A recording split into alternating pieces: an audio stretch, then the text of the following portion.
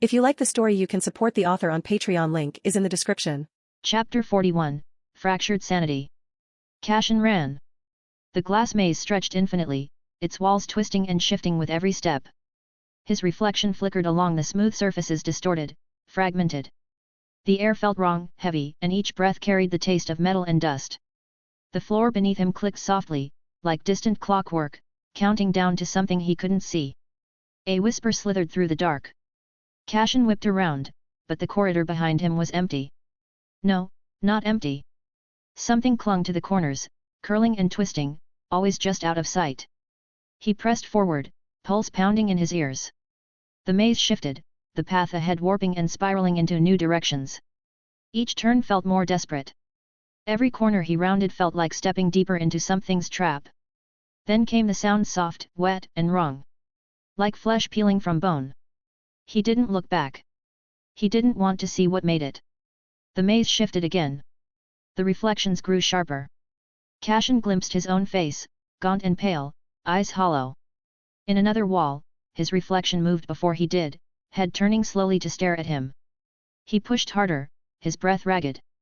Finally, the path opened into a vast chamber. The glass walls rose high into the darkness, and at the center stood a single door. Dark wood, heavy, carved with symbols that made his vision swim if he stared too long. His hands trembled as he pushed it open. The library stretched before him. The air grew colder. Rows of towering shelves spiraled upward, vanishing into the gloom. The books hummed softly, their bindings twitching as if alive. Cashin stepped forward, drawn deeper into the labyrinth of knowledge. Candles flickered along the walls, casting faint, wavering shadows. He moved down an aisle, fingers brushing against the spines of the books. The titles were unreadable, shifting whenever he tried to focus. One book caught his eye, bound in dark blue leather, its cover smooth and cold. He pulled it free, and the pages fell open beneath his touch. The words shifted, rearranging themselves into meaning. It read: "The mind's boundaries are self-imposed." The diagrams were elegant, intricate. They showed the delicate lattice of thought, the threads of the mind entwined with the warp. Cashin followed the patterns, understanding seeping into him as if the book whispered its secrets directly into his thoughts. There were techniques here, real techniques. Ways to refine his telepathy, to make it sharper, more dangerous. He read about mental lances, focused bursts of psychic energy that could pierce through a target's thoughts, leaving them stunned or broken.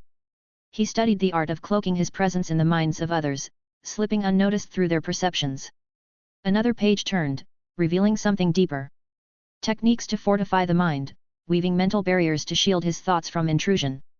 There were methods to strengthen his connection to the warp, using emotion as fuel, fear, anger, even pain, each becoming a weapon. Cashin flipped another page, breath catching. There were ways to push the limits. To amplify his physical form, if only briefly, by channeling warp energy through his nerves and muscles. It wasn't his discipline, but the technique was clear. He could feel the knowledge threading into his mind, becoming a part of him. The candle light dimmed. Cashin stiffened. The shadows crept closer. The library groaned. He shut the book and turned, heart pounding. The shelves stretched endlessly, the path behind him gone. The darkness pressed in, cold and suffocating. Then he heard something, the wet, scraping sound. Closer now. The shadows slithered along the floor, pooling at his feet. He tried to run, but his legs felt leaden, heavy. The darkness climbed higher, curling around his limbs. The library twisted, the walls bending inward. The whispers grew louder, curling through his thoughts, pulling him under. The darkness swallowed him whole. Cashin jolted awake. His breath came in ragged gasps, heart hammering against his ribs. The room was dark, the air stale and cold. Sweat clung to his skin, his sheets damp and twisted. He pressed a shaking hand to his forehead, trying to steady himself. It had been a dream. Hadn't it? He closed his eyes, but the knowledge was still there. The techniques. The diagrams. Every word was burned into his mind. Cashin sat up slowly, breathing hard. His head throbbed. He swallowed, glancing around the dark room. The shadows lingered a little too long. The silence felt heavier. Cashin lay back down, staring at the ceiling. Trying to get rid of the dream. Cashin woke to silence. He lay still for a long moment, staring at the metal ceiling above him. The dream still clung to him. No, not a dream. It felt more like an intrusion. His head throbbed faintly, and behind his eyes lingered the afterimages of twisting glass corridors and shadows that moved when they shouldn't. The knowledge was still there. Techniques. Concepts. Words that felt like they didn't belong in his mind. He could almost feel the weight of them, like something foreign coiled in the back of his skull. Cashin sat up slowly, rubbing his face. His sheets were damp with cold sweat. He glanced around the dimly lit room. The ship's ancient ventilation system hissed softly in the background, a sound he usually found comforting. Today, it grated against his nerves. He dressed in silence, pulling his worn boots on and fastening his coat with slow movements. His hands trembled slightly. He clenched them into fists until his knuckles turned white. As he stepped into the corridor, the ship's cold metal floor sent a shiver through him. The lights flickered faintly overhead, casting long shadows that seemed to shift when he wasn't looking directly at them. He ignored the creeping sensation crawling up his spine and moved toward the mess hall. That's when he heard them. Low, urgent whispers drifted through the corridor, bouncing off the metal walls.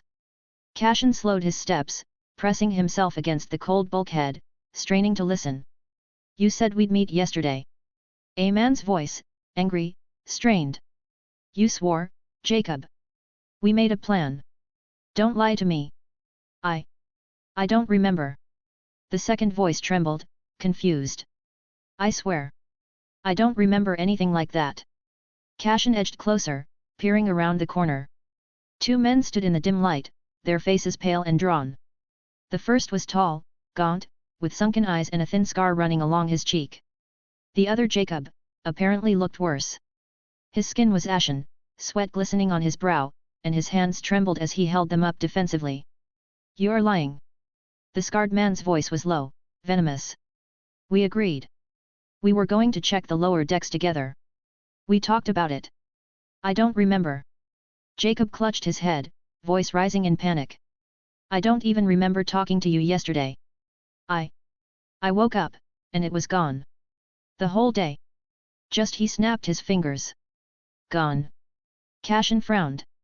He stepped closer, boots scraping softly against the floor. The two men stiffened and turned toward him. Their eyes were wide, darting around the corridor like cornered animals. Is there a problem? Cashin asked quietly. The scarred man scowled but said nothing. Jacob looked at Cashin, eyes bloodshot and wild. I don't know. He licked his lips, glancing nervously at the walls, as if expecting them to close in.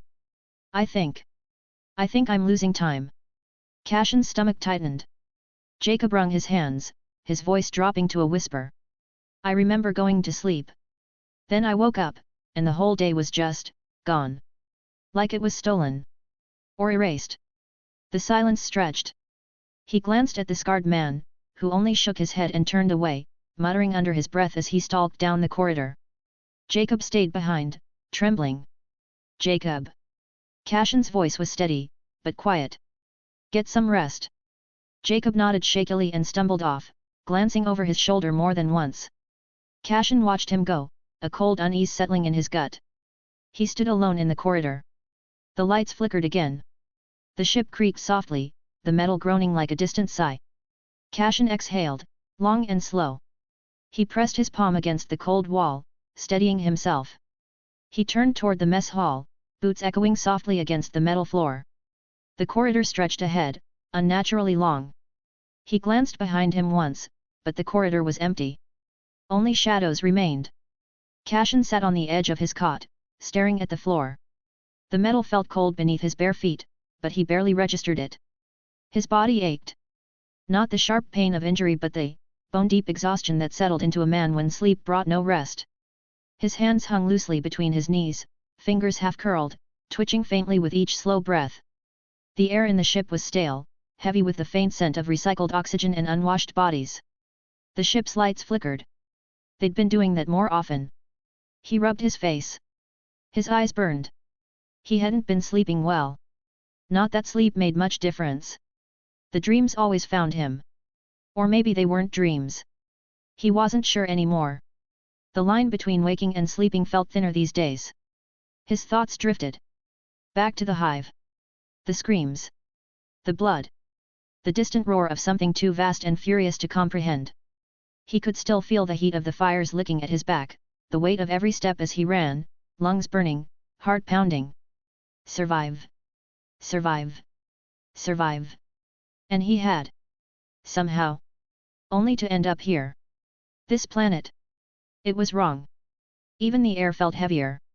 Like the atmosphere itself pressed against his skin, whispering things he couldn't quite hear. The people were worse. Fractured. Forgetful. Acting as if everything was normal while the edges of reality frayed around them. The crew didn't talk about it. The nobles pretended not to see it. But Cashin felt it. He could taste it. He leaned forward, resting his elbows on his knees, pressing his palms into his eyes. He was tired. So damn tired. Every step forward felt like sinking deeper into quicksand. He kept moving, kept pushing, but the weight never lifted. There was no end to it. No relief. Just more running. He let out a long breath. His hands fell to his sides. His eyes stared blankly ahead, unfocused. Was this it? Was this what life was now? A slow crawl from one nightmare to the next? Was he supposed to just keep moving forward, hoping the next place wouldn't kill him? No. His hands clenched into fists. No, he wasn't some helpless cog in the machine. He'd survived because he fought for every step. Because he refused to stop. The galaxy wouldn't hand him a way out. He'd have to carve it out himself. Cashin closed his eyes, inhaling slowly, steadying his heartbeat. The weight didn't lift. The exhaustion didn't fade. But it didn't matter. He'd push forward anyway. Because that's what he always did. Chapter 42, The Weight of Unrest, Bonus. Thanks for the overwhelming support, guys. Enjoy. The engine hold was quiet, save for the faint hum of machinery and the soft whir of the ship's ancient systems. Cashin stood and watched Magos Farron work. The tech priest moved slowly, mechadendrites gliding across control panels, his hunched form half-merged with the mass of cables and parts. The cold lumen glow painted his metallic body in shades of steel and shadow. Cashin stepped inside. Magos. Farron's head turned with a quiet hiss of servos, the crimson glow of his eye settling on Cashin. Initiate veil, Farron rasped, voice flat, synthetic. Your presence is unanticipated. I needed to talk. Cashin's voice was steady, but the weight behind it was undeniable. Farron regarded him for a moment before turning back to his work. Proceed. Cashin leaned against the bulkhead, arms crossed. Something's wrong. He glanced around the chamber, as if the walls themselves could hear him. The ship. The crew. This planet. You've seen it, haven't you? Farron's movements paused for a fraction of a second, almost imperceptible. Clarify. Cashin exhaled slowly. People forgetting things. Arguments over conversations they don't remember. Supplies vanishing. Schedules lost. It's not just coincidence. Something's off. He hesitated, then added, it feels like the world's unraveling. Farron's red lens flickered. Biological minds are prone to error. Memory degradation is common. Cashin pushed off the wall, stepping closer. This isn't simple forgetfulness. His voice lowered. It's too familiar. The Magos turned fully, mechadendrites curling slightly. You refer to the events of your previous world. Cashin's jaw tightened. Yes. There was a beat of silence, filled only by the low hum of the ship's core. Farron's gaze didn't waver. Survivor's bias. Psychological trauma. Familiarity breeds patterns, even where none exist. Cashin shook his head. I know what I felt. His eyes narrowed. You don't seem concerned. Farron tilted his head. Concern is inefficient. A mechanical limb clicked softly against the console. Observation. Analysis. Action. Emotion is irrelevant. Cashin studied him, the flickering light casting deep shadows across the Magos's augmetic features. You don't feel it, do you? His voice was quiet. That's why you're so calm. You've replaced everything that could sense it. Farron was silent. Cashin looked away. Maybe I should envy that. The hum of the machinery filled the void between them. After a moment, Farron spoke. The ship's machine spirit is restless. His voice was even, but there was something beneath it. There are inconsistencies. Minor. Not statistically significant. He paused. Yet. Cashin closed his eyes for a moment. Even the tech priest noticed. That wasn't comforting. Farron's lens focused on him once more. You are fatigued. No kidding. Cashin's tone was dry. Rest is advisable. Cognitive function degrades without proper maintenance. Cashin exhaled through his nose. I'll manage. Farron regarded him in silence. Then, almost as an afterthought, he said, do not die. Cashin blinked. That's unexpectedly considerate. Farron's mechadendrites twitched. You possess data of some value. Your loss would be inconvenient.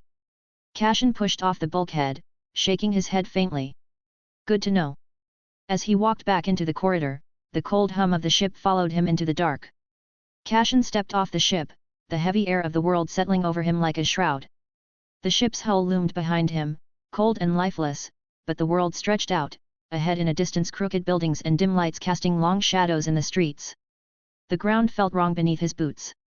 He pushed forward, his mind already reaching out, feeling the edges of his telepathy scrape against the surface thoughts of those around him. It was easier now, almost instinctual, but that wasn't enough. He needed more. He needed to dig deeper. If one mind was not enough, he would connect to thousands of other minds to see what was really happening here.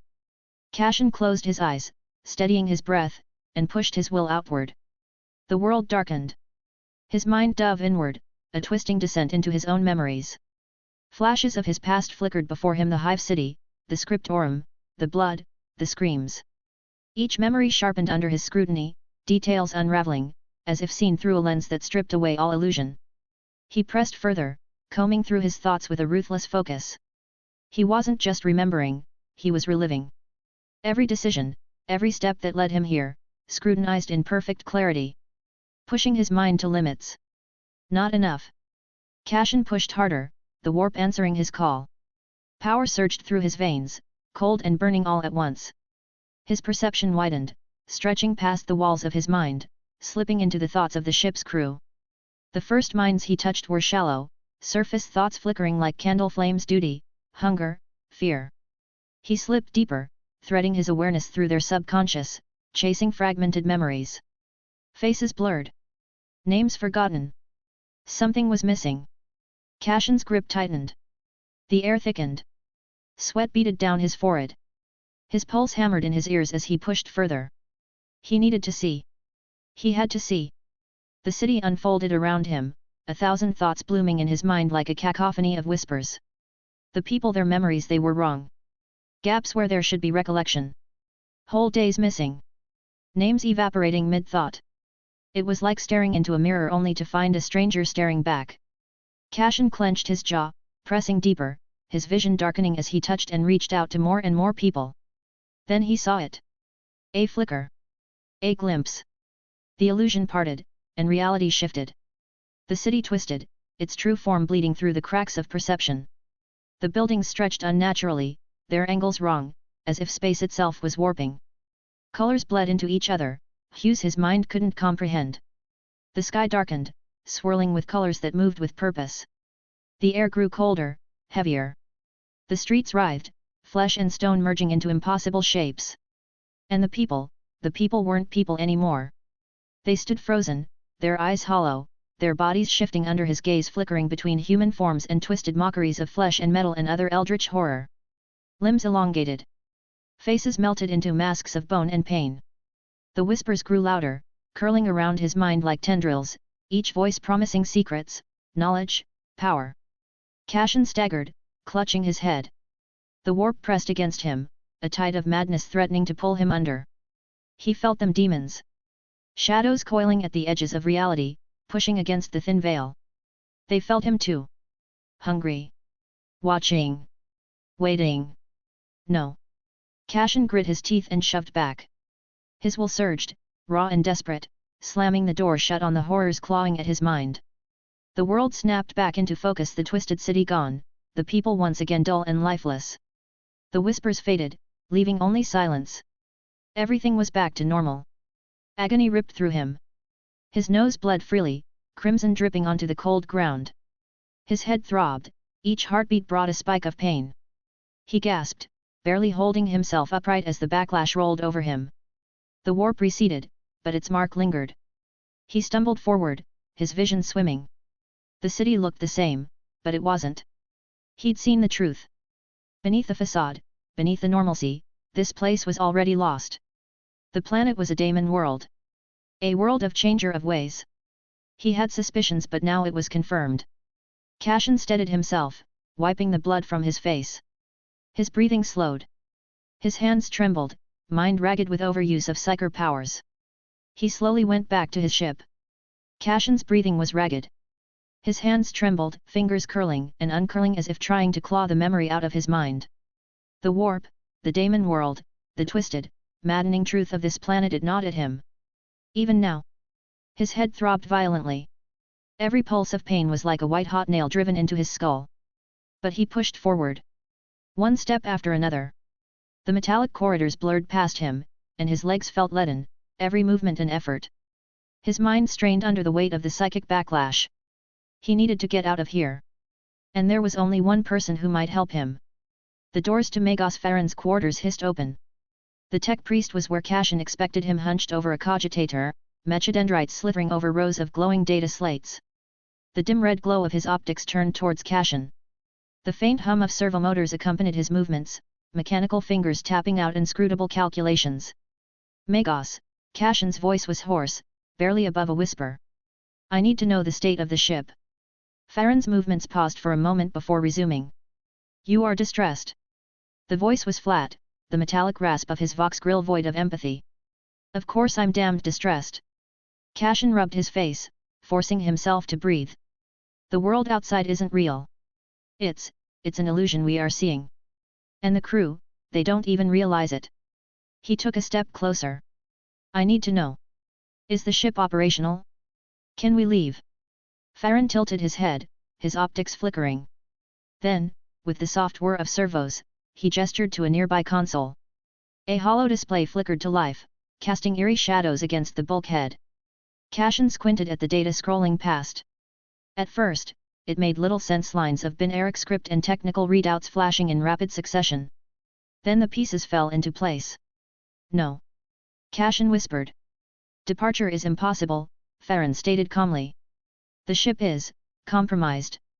Cashin stared at the readout. Systems failing one by one. Corrupted data streams. Bio readings fluctuating unnaturally. The ship's machine spirit itself twisted. What do you mean, compromised? Cashin forced the words out. Farron regarded him for a long moment. The ship is transforming. Cashin felt his stomach drop. Transforming into what? The term demonic engine would be the closest approximation. Farron's tone remained neutral, as if discussing routine maintenance. Infection is subtle. Progressive. The machine spirit is no longer what it once was. His optics flickered. I did not disclose this earlier because I calculated the psychological toll it would take. You seemed hopeful. Cashin nearly laughed. Hopeful. Right. His hands balled into fists, nails biting into his palms. And you? You're just standing here, watching everything unravel, and you're calm. Farron tilted his head again. Emotion is inefficient. I have shed most of it. What remains is manageable. Cashin stared at him, trying to comprehend that level of detachment. A part of him almost envied it. Another part wanted to scream. Instead, he just closed his eyes and exhaled slowly. He couldn't think. The pounding in his skull wouldn't stop. Every muscle in his body felt like it was trying to tear itself apart. Even standing upright was a struggle. I need to rest. The words felt foreign on his tongue, but he could barely keep his eyes open. His mind felt like it had been wrung dry. We'll talk later. Farron didn't respond. Cashin turned and left. The walk back to his quarters was a blur. His body moved on instinct, each step heavier than the last. By the time he reached his cot, his legs gave out. He collapsed onto the thin mattress, his breath shallow. The darkness swallowed him whole before his head even hit the pillow. And for a while, there was silence. Chapter 43, The Blood Beneath. This week's goal is 700 stones. Bonus chapter on that. Enjoy. Cashin woke up, but it didn't feel like waking. It felt like surfacing from something deep and dark, dragging himself out of a pit where time had no meaning.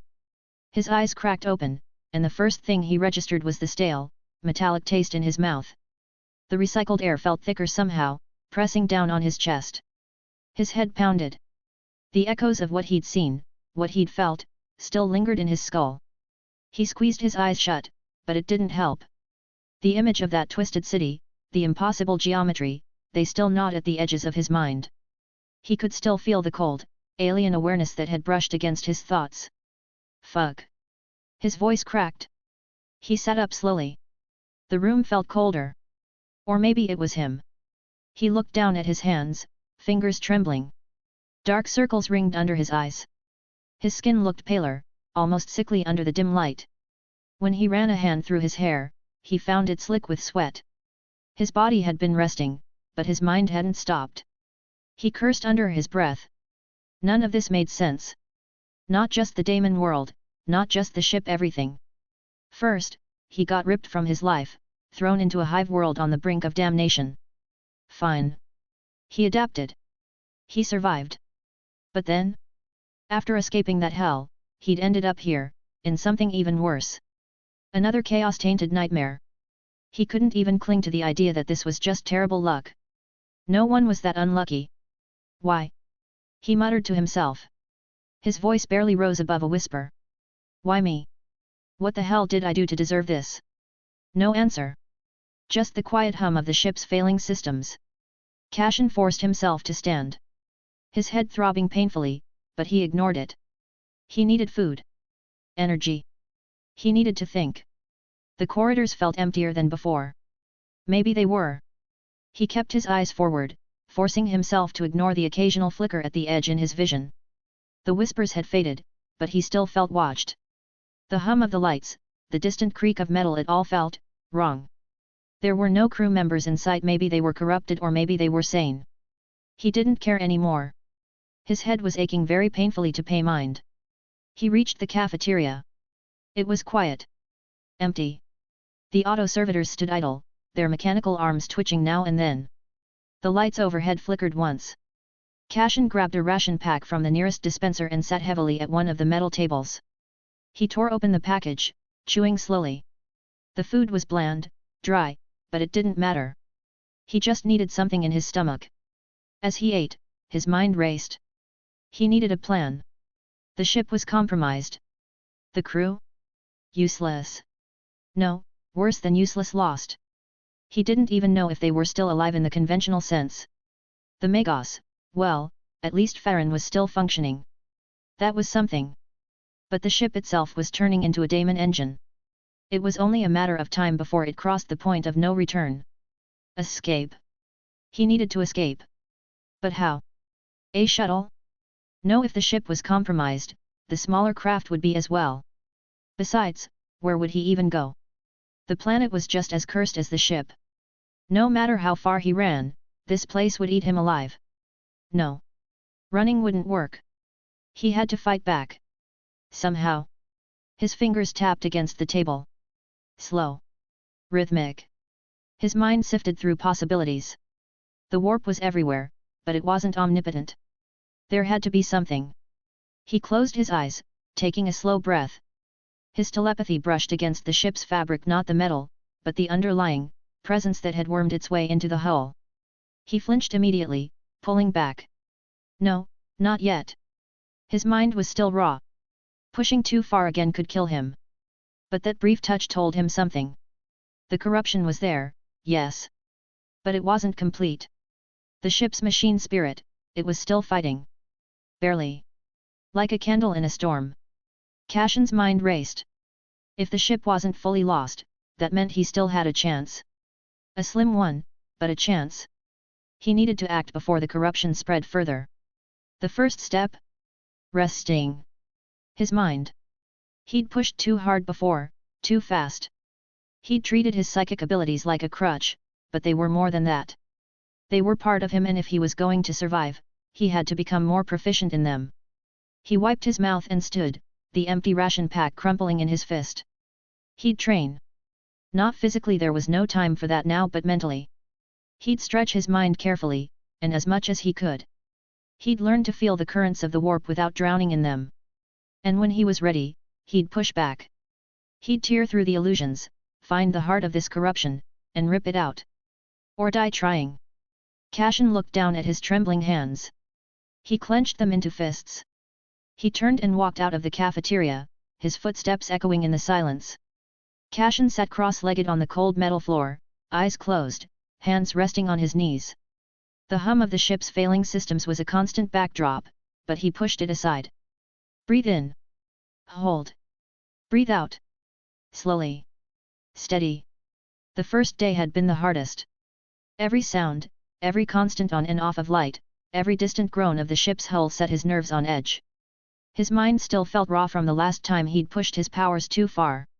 Even now, he could feel the warp scratching at the edges of his thoughts, eager to sink its claws into him again. He ignored it. Breathe in. Hold. Breathe out. Time passed. Hours. Maybe days. He didn't count. The ship's chrono had stopped working properly, and he didn't care. Rest came slowly, but it came. Sleep was uneasy, haunted by flashes of demonic landscapes and whispers that curled through his dreams, but the meditation helped. It kept him anchored. By the third day, his mind was clearer. He still felt the weight of the ship's corruption pressing against him, but it no longer felt overwhelming. His thoughts were no longer as jumbled as before. Previously, he made a mistake ignoring the signs of the corruption in this world. He craved normalcy after the ordeal in the previous hive world. Maybe he could have been better prepared if he listened to his instincts. It was too late for regrets now. He spent the fourth day walking the corridors, forcing himself to look at the state of the ship with a clear head. The once sterile walls now felt off. Twisted. The lights flickered in odd patterns, the hum of the engines occasionally shifting into something that almost sounded like a voice. He observed it. By the fifth day, he was as ready as he could be. Delaying more would only lead to the shop becoming a nightmare. Cashin found Magos Farron in the engine bay, hunched over a console. The tech priest's mechanical limbs moved with practiced efficiency, data streaming across his augmented eyes. He didn't look up when Cashin entered. You've recovered, Farron said, his voice the same metallic rasp it always was. It wasn't a question. Enough. Cashin leaned against the wall, arms crossed. The ship. It's still fighting, isn't it? Farron paused. Yes. Cashin exhaled slowly. How bad is it? Farron hesitated. That alone was worrying. The machine spirit resists, but it is weak. The demonic corruption is pervasive. It has entwined itself with the ship's core systems. The spirit's pain is immense. Cashin closed his eyes. Can we help it? Farron regarded him silently for a long moment. Finally, he spoke.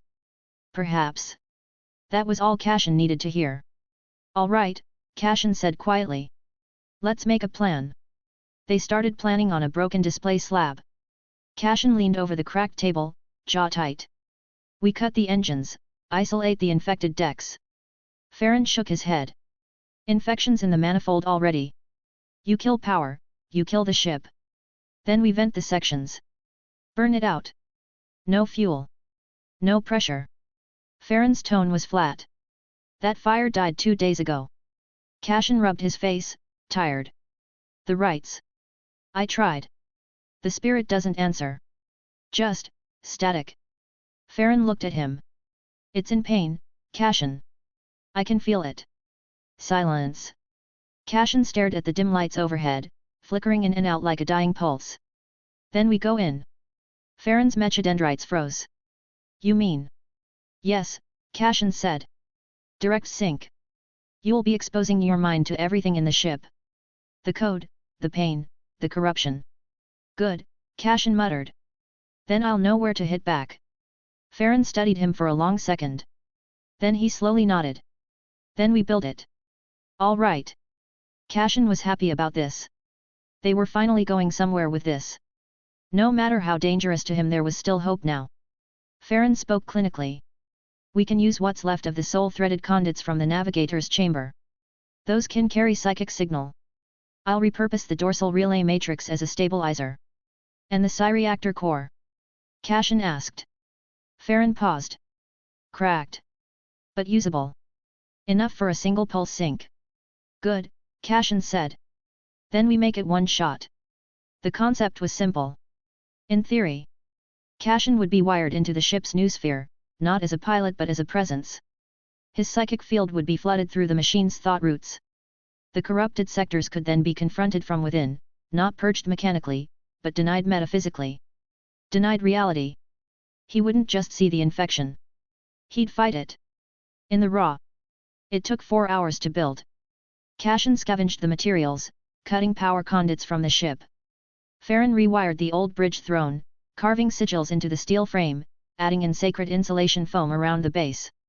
The throne looked nothing like what it once was. Now it pulsed faintly, like it was alive. Psychic transference coils lined the headrest. A cracked lumen rosarius was built into the chest plate. The psychor hummed behind it, barely holding. Cashin stared at it. Feels wrong. Farron didn't look up. That's because it is. They did one last check. Once you're inside, you must push outward, Farron said. You cannot allow the ship's pain to become your own. If you do. I won't, Cashin said. Calm. Focused. Farron held out a short metal spike. If the pressure becomes too much, use this. It will sever the link. Cashin took it without looking. That'll kill me, won't it? Possibly. Farron paused. But it will save the ship. Cashin exhaled. Well. That's fair. He strapped in. The throne accepted him with a hiss of steam and a low groan. Coils wrapped his wrists, his skull, the base of his spine. Metal bit through his armor. Farron began chanting low binary. The psychor surged. Cashin closed his eyes. Focused. The moment the circuit closed, he felt the breach like falling through himself. Inside, there was no shape. Just heat. Noise. Thought. He wasn't Cashin anymore, he was the signal Cashin carried. Rage, memory, will. He pushed into the machine. The ship's mind was fragmented. Frantic. Screaming in 7 voices. Cashin moved through it, lighting up corrupted clusters with raw thought, tearing apart demonic logic, pushing his presence deeper, forcing the spirit to remember itself. He didn't speak. He didn't think. He demanded. Forcing the corruption outside the ship interface. Outside, Farron felt it. The lights started flickering often. The machine was still groaning and screaming. The massive cogitator banks hissed and hummed around them, flickering displays casting eerie shadows. Farron started moving very fast, his mechadendrites snaking out to interface with the console. The machine spirit stirred faintly, like a wounded animal sensing help while speaking binaric chants. Cashin knelt, resting his hands on the armrest of his throne. His body trembled. Blood dripped from his nose. He pushed harder, pouring everything he had into the connection. Farron's chant grew louder, his mechanical limbs twitching as his code clashed with the demonic infection. Sparks flew from the consoles. Lights flickered wildly. And then a crack. Cashin felt it. A shift. A tiny breach in the corruption. He seized it.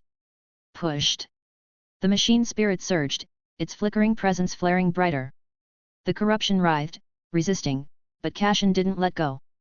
Inch by inch, they pushed the corruption back, forcing it out of the core systems. With a final surge, the machine spirit roared. The lights flared. The consoles screamed with static.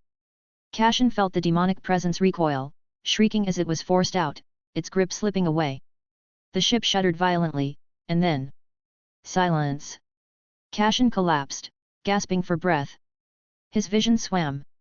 Blood dripped from his eyes, noses and ears, pooling on the cold metal floor. Farron stood frozen, his mechanical limbs twitching as the last remnants of the corruption faded. The machine spirit stirred once more, weak, but alive. Cashin felt its gratitude, faint and distant. He smiled weakly. They'd done it. Farron turned to him, his red optics flickering. The corruption is purged. Cashin laughed softly. It hurt. Yet. I noticed. Farron knelt beside him, scanning him with a mechadendrite. You are damaged. No shit. Cashin coughed, wiping the blood from his face. His entire body ached. His mind felt like it had been put through a meat grinder. But they'd won. That was what mattered. The ship? He asked quietly. Farron hesitated. Stable. The demonic infection is gone. But the damage is severe. Cashin frowned. Can it fly? Farron shook his head. No. Cashin closed his eyes. Of course not. Nothing was ever that easy. So we're stuck. Affirmative. Cashin exhaled slowly. Great. They sat in silence for a long moment. Finally, Cashin spoke. Thanks, Farron. The Magos tilted his head slightly. For what? Cashin managed a weak smile. For not letting me die. Farron was quiet for a moment. Then, softly, you are welcome. Cashin leaned back against the cold metal floor, closing his eyes. He was too tired to think about what came next. For now, he just let himself breathe. Chapter 44, Lost Echoes. Corwin awoke to the sound of metal groaning. His eyes snapped open, and for a moment, he didn't know where he was. The ceiling above him was wrong. It shifted not physically, but wrong in the way a familiar face feels unsettling after a long absence. He blinked. The dim amber glow of a lumen strip buzzed overhead. The crew quarters. His quarters. He sat up slowly, joints aching. His uniform was rumpled, the fabric stiff with sweat. The chrono on the wall blinked erratically. Had it always been broken? He rubbed his eyes, trying to remember. What day was it? The memory slipped through his fingers like smoke. Corwin pushed off the cot, his boots hitting the cold metal floor with a dull thud. He dressed quickly, movements almost mechanical, and stepped out into the corridor. The ship was silent. Too silent. He walked. The corridors stretched endlessly before him, each junction identical to the last. The ship's hum felt different. Quieter. As if the machine spirit was holding its breath. Corwin frowned. The Imperium Bellum had always been loud, the gentle thrum of engines, the hiss of steam, the constant background chatter of servitors. But now? Nothing. He rounded a corner and stopped. The corridor was empty. No crew. No noise. Just him and the flickering lumen strips overhead. He turned back. Walked the way he came. Turned another corner. Stopped. Same corridor. Same flickering lights. Same empty silence. Corwin's hand drifted to his sidearm. The grip felt cold. Wrong. He glanced down and saw his holster was empty. Had he forgotten it? No. He never forgot his weapon. He glanced back up and a man stood at the end of the corridor. Corwin froze. The man was too far to make out details, but he stood motionless, watching. Corwin's heart pounded. He opened his mouth to speak, but no sound came. He blinked. The man was gone. Corwin swallowed. His throat felt dry. He pressed on, boots echoing against the metal floor. His footsteps felt distant. Like they belonged to someone else. He passed another junction. And another. He turned a corner, and he was back where he started. Panic crept into his mind. He clenched his fists. Get a hold of yourself, Corwin, he muttered. His voice sounded strange. Thin. He kept walking. Another corridor. Another junction. Another corner. He kept walking. The ship stretched endlessly in every direction. He glanced at the walls. They looked different. Were the bulkheads always so narrow? Had the lumen strips always flickered in that pattern? He just didn't remember. He could hear something now. Soft. Distant. Like whispering. He turned a corner and stopped dead.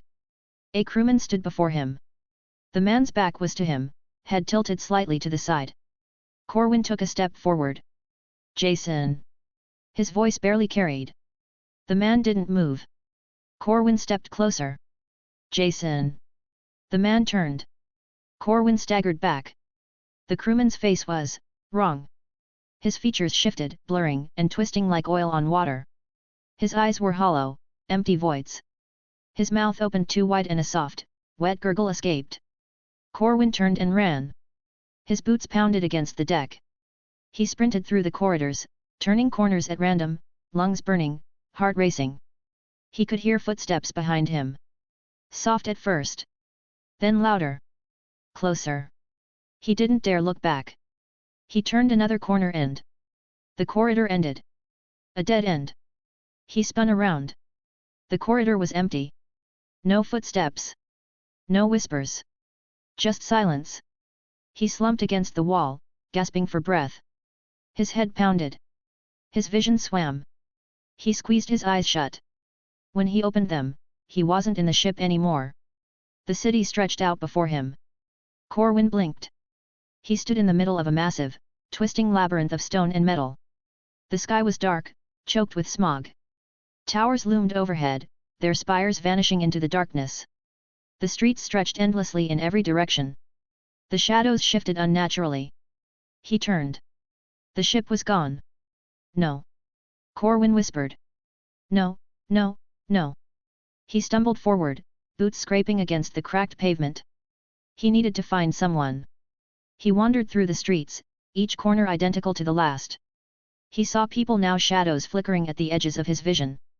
Whenever he turned to look, they were gone. Time passed. Or maybe it didn't. Corwin couldn't tell anymore. His throat burned with thirst. His legs ached. His thoughts felt sluggish. He kept walking. Kept searching. The shadows grew darker. The whispers grew louder. He turned a corner and saw a child. The boy stood alone in the middle of the street. He looked up at Corwin with wide, empty eyes. Corwin stepped forward. The boy smiled. His mouth stretched too wide. Far too wide. His eyes darkened, black voids consuming his face. Corwin stumbled back, heart hammering in his chest. The boy whispered something. Soft. Gentle. Almost kind. Lost. Corwin screamed. He ran. The city twisted around him, the streets shifting and warping with every step. He turned corner after corner, but there was no escape. The shadows closed in. The whispers grew deafening. His vision blurred. His mind fractured. Finally, he collapsed to his knees. The darkness pressed in. The whispers grew quiet. He looked up and saw a single lumen flickering in the distance. A figure stood beneath it. Small. Familiar. The figure didn't move. Corwin reached out, fingers trembling. His vision darkened. The last thing he heard was a soft, gentle whisper. Lost. Corwin ran. His boots pounded against the cracked stone, breath ragged, chest heaving. The city stretched endlessly before him, labyrinthine streets winding in impossible patterns, shadows clinging to the walls like living things. The sky overhead churned, sickly green and black, swirling like smoke in a closed room. The air felt thick. Heavy. Each breath tasted wrong. Keep moving. Don't stop. Find someone sane. He turned another corner and found himself in the same street. The same broken lamp flickered overhead, its lumen barely piercing the gloom. He stopped, chest rising and falling with ragged gasps, and looked around. It was the same. Always the same. He turned again and found himself back where he started.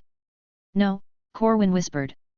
No, no, no, no. He pressed his hands against his temples. His head throbbed, pain stabbing behind his eyes. This isn't real. It's not real. But it felt real. The cold of the stone beneath his feet. The weight of the air. The whispers at the edge of his hearing, just soft enough that he couldn't make out the words. He squeezed his eyes shut. Think. Think, damn you. Something brushed against his hand. His eyes snapped open. A child stood before him. Pale. Thin. Hollow eyes stared up at him from a face that barely looked human anymore. The boy's skin was pulled tight over sharp bones, mouth slightly open as if trying to speak but forgetting how. Hello. Corwin whispered. The boy didn't move. He took a step forward, hand reaching out, and the boy twitched. Sudden. Violent. His head snapped to the side with a wet crack, eyes rolling back into his skull. His mouth opened, wide, impossibly wide, and a soft, wet gurgle escaped. Corwin stumbled back, heart hammering in his chest. The boy twitched again, limbs jerking at odd angles. His body convulsed, skin shifting, bubbling, and then he collapsed. Silence. Corwin didn't move. And then the boy laughed. A dry, rasping sound that scraped against Corwin's nerves like rusted metal. The boy's body jerked again, and slowly, painfully, he began to rise. Not onto his feet, but onto his hands and knees. His head lolled to the side, eyes rolled back, mouth gaping. Fingers lengthened. Bones cracked. Skin split and reformed. Corwin turned and ran. The streets twisted around him, shifting with every step. He sprinted through narrow alleys, vaulted over debris, his heart pounding in his ears. He turned corner after corner, but the city never changed. No matter which path he took, he always ended up in the same street, beneath the same flickering lamp. The whispers grew louder. He fell to his knees, gasping for breath. His hands shook. His vision blurred. He looked down at his palms. They were slick with sweat, but the sweat was dark. Too dark. He raised his hand to the light and saw black veins crawling beneath his skin. No. He squeezed his eyes shut. No, not me. Not me. His body felt heavy. Wrong. His fingers twitched, curling unnaturally. His joints ached. The shadows pressed in, darker than before. He could feel something watching. Waiting. The whispers grew louder. Corwin pressed his hands over his ears, but it didn't help. The whispers weren't coming from outside. They were inside his head. Soft voices, gentle and cold. Promises of power. Of release. He stumbled to his feet and kept moving. His legs felt weak. His muscles burned. His body, it felt distant, as if it didn't belong to him anymore. Every step was a struggle. Every breath felt heavier. The shadows stretched around him, warping and twisting. The buildings loomed higher, pressing inward, crowding him. And then he heard something. Wet. Heavy. The sound of something dragging itself along the ground. He turned slowly. A shape emerged from the darkness. It crawled toward him on too many limbs, bones cracking and resetting with each movement. Its skin was slick, glistening in the dim light. Its head lolled to the side, jaw hanging open. Too many eyes blinked lazily, watching him. Corwin took a step back. The thing followed. He turned and ran. The whispers turned to screams. His body burned. His skin itched. Every muscle ached. He could feel it now, something crawling beneath his flesh, twisting his bones, warping his organs. His fingers curled into claws, nails splitting as they elongated. His vision blurred, colors bleeding together. His heart raced. His breath came in ragged gasps. He collapsed to the ground, coughing. Black fluid splattered onto the stone. His veins bulged, dark and twisted, writhing beneath his skin like living things. His hands trembled. His body convulsed. He screamed. His flesh bubbled, muscles twisting, bones cracking. His mouth stretched wide, teeth sharpening into jagged points. His eyes darkened, pupils swallowing the whites. His mind fractured. The whispers became roars, deafening, relentless. Let go. Become. His body twisted. Limbs lengthened, contorting into unnatural shapes. Skin split and reformed. Eyes opened along his arms, blinking lazily. His spine arched, bones grinding against one another. His hands curled into claws, fingers elongating. His mouth split wide, a wet, rasping laugh escaping his throat. The last thing Corwin felt was the cold embrace of the warp. The last thing Corwin heard was the sound of his own laughter, echoing through the empty streets. The last thing Corwin saw was darkness. And then, he was gone. The creature that rose in his place was no longer Corwin. It was something else. Something endless. Chapter 45, Embers of Divinity. Let's get this straight, guys. Cashin and Corwin are two different people. The previous chapter was based on Corwin the ship captain. People are getting mixed up here. I don't know why, but it is funny as hell though. Enjoy. Cashin's breath hitched. He didn't know when he'd fallen asleep. The days blurred together, exhaustion gnawing at his mind after the stunt he pulled. The fight for the machine spirit, his body had finally collapsed onto the cot, craving rest. But now, something was wrong. The air felt thick. Like trying to breathe through oil. Cashin blinked. The darkness of his quarters was gone. He stood in a vast, shifting expanse, the ground beneath him cold and slick, like wet slate.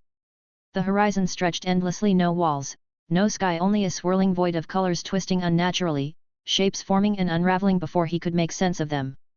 The silence pressed against his ears. His heart pounded. He clenched his fists, forcing himself to breathe slowly. This isn't real. It's a dream. A trap. He muttered to himself. A whisper slid across his mind. Ah, little mortal. You're aware. Cashin spun around, searching for the source, but there was only emptiness.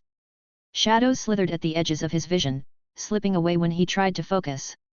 The void pulsed, the colors bleeding together, forming symbols he couldn't understand. A laugh. Soft. Amused. Ancient. You've been busy, haven't you? So young, so fragile, and yet, you dare meddle with what you cannot comprehend. The air grew heavier. Cashin dropped to one knee, gasping as a cold pressure settled over his mind, sharp, vast, and alien. A figure emerged from the void.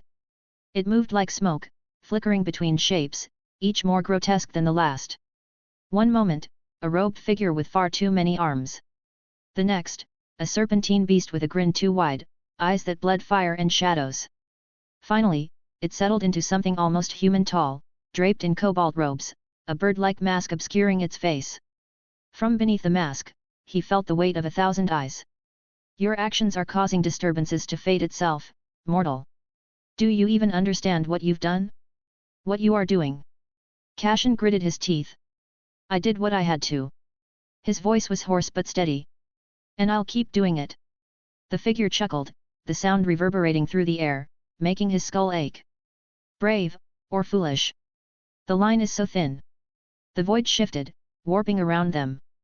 Cashin felt it a tug on his mind, like invisible claws scraping against his thoughts. The daemon was trying to unravel his will. He clenched his jaw and pushed back, forcing his mind to hold. No, Cashin whispered, his voice low and steady. My mind is my own. The shadows hissed. The air grew colder. Is it, the daemon whispered, its voice curling around his thoughts. Or is it already slipping away? Pain lanced through his skull. Cashin fell to his hands and knees, gasping. Memories flashed before his eyes: Terra, the hive, the scriptorum, the arbits. Faces he remembered. Regrets. Failures. The daemon dug deeper, searching, prying. No. Cashin forced the word through clenched teeth. My mind is my own. The void trembled. The shadows twisted. The pressure on his mind grew heavier, colder. You are nothing. A speck of dust adrift in the warp. You will break. Cashin pushed back, pouring every ounce of willpower into the barrier around his mind. His body trembled, sweat pouring down his face, but he held. The void shuddered. The daemon hissed. My mind is my own. Cashin's voice was stronger now, his heart pounding in his chest. You don't get to take it. The shadows lunged. Cashin screamed as pain lanced through his mind. His thoughts frayed, unraveling like thread pulled from a loom. But even as he fell, he clung to the words, a mantra, a lifeline. My mind is my own. My mind is my own. My mind is my own. The void quaked. The daemon recoiled, its form flickering, warping. Cashin pushed harder, forcing the shadows back. The pressure on his skull eased, the pain dulling. The colors bled into darkness, the air still and silent. And then, a voice. Cold. Ancient. Amused. Let's see if you can hold on to that. The void shifted. The shadows writhed. Cashin stood alone, fists clenched, heart pounding. The battle began. Cashin blinked and the world shifted. One moment, there was darkness. The next, he stood on a cracked stone floor that stretched into infinity. Shadows pooled at his feet, cold and oily, slithering along the ground like serpents. Above him, the sky churned with colors that didn't belong, a writhing mass of violet and cobalt, fractured lightning arcing through the abyss. A whisper curled through the void, soft and mocking. You've come so far, only to be devoured. Cashin spun, his pulse pounding. Before him loomed a figure, no, not a figure. A presence. It shifted constantly, never settling into a single form. One moment, a robed giant wreathed in shadows, its face a blur of impossible angles. The next, a writhing mass of tendrils and eyes, each pupil reflecting a different nightmare. The air grew heavy, pressing against his chest, threatening to crush him beneath its weight. He clenched his fists, steadying himself. This is my mind. My rules. The creature lunged. Cashin barely leaped aside as a mass of claws raked across the void, missing him by inches. He rolled to his feet, sword appearing in his grip, a creation of his will, formed by imagination. The blade pulsed with cold golden light. He tried to mimic the Emperor as close as possible. Tendrils lashed out again. He slashed through them, the blade cutting clean, but more surged forward. The void trembled beneath his feet, shifting with each step. The creature moved faster than thought, its attacks relentless. Claws tore at his mind, raking through memories. Terra. The hive. The scriptorum. Faces flashed before his eyes, each more distant than the last. He gritted his teeth, pushing the invading thoughts back. No. Focus. My mind is my own. The words echoed through the darkness, and for a moment, the shadows recoiled. Cashin pressed forward, forcing the battlefield to shift around him. Stone pillars rose from the void, carved with the symbols of the Imperium. Gilded aquillas stretched skyward, their wings catching a faint golden light. The scriptorum formed around him, cogitators humming softly, parchment scattered across the floor. His fortress. His mind. The daemon hissed, shadows curling tighter. You cannot fight me. Watch me. They clashed again, silver blade against darkness. Each strike sent shockwaves through the void, the battlefield twisting with every blow. Cashin pushed harder, drawing on memories of the Imperium's might. The walls shifted, massive statues rising around them, faceless warriors clad in ceramite, bolters raised in silent defiance. The shadows recoiled, the creature snarling. But it was not enough. The daemon twisted the space around them, warping reality itself.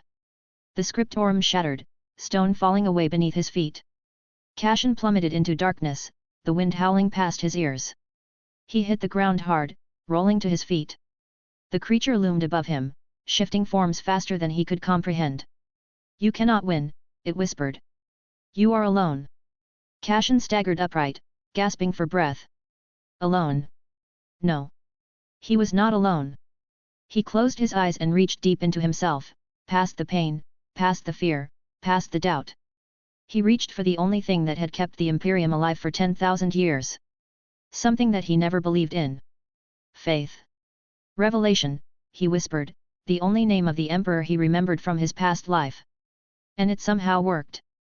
The void trembled. From the darkness rose the sound of marching boots, 1,000, 1,000,000, endless in number.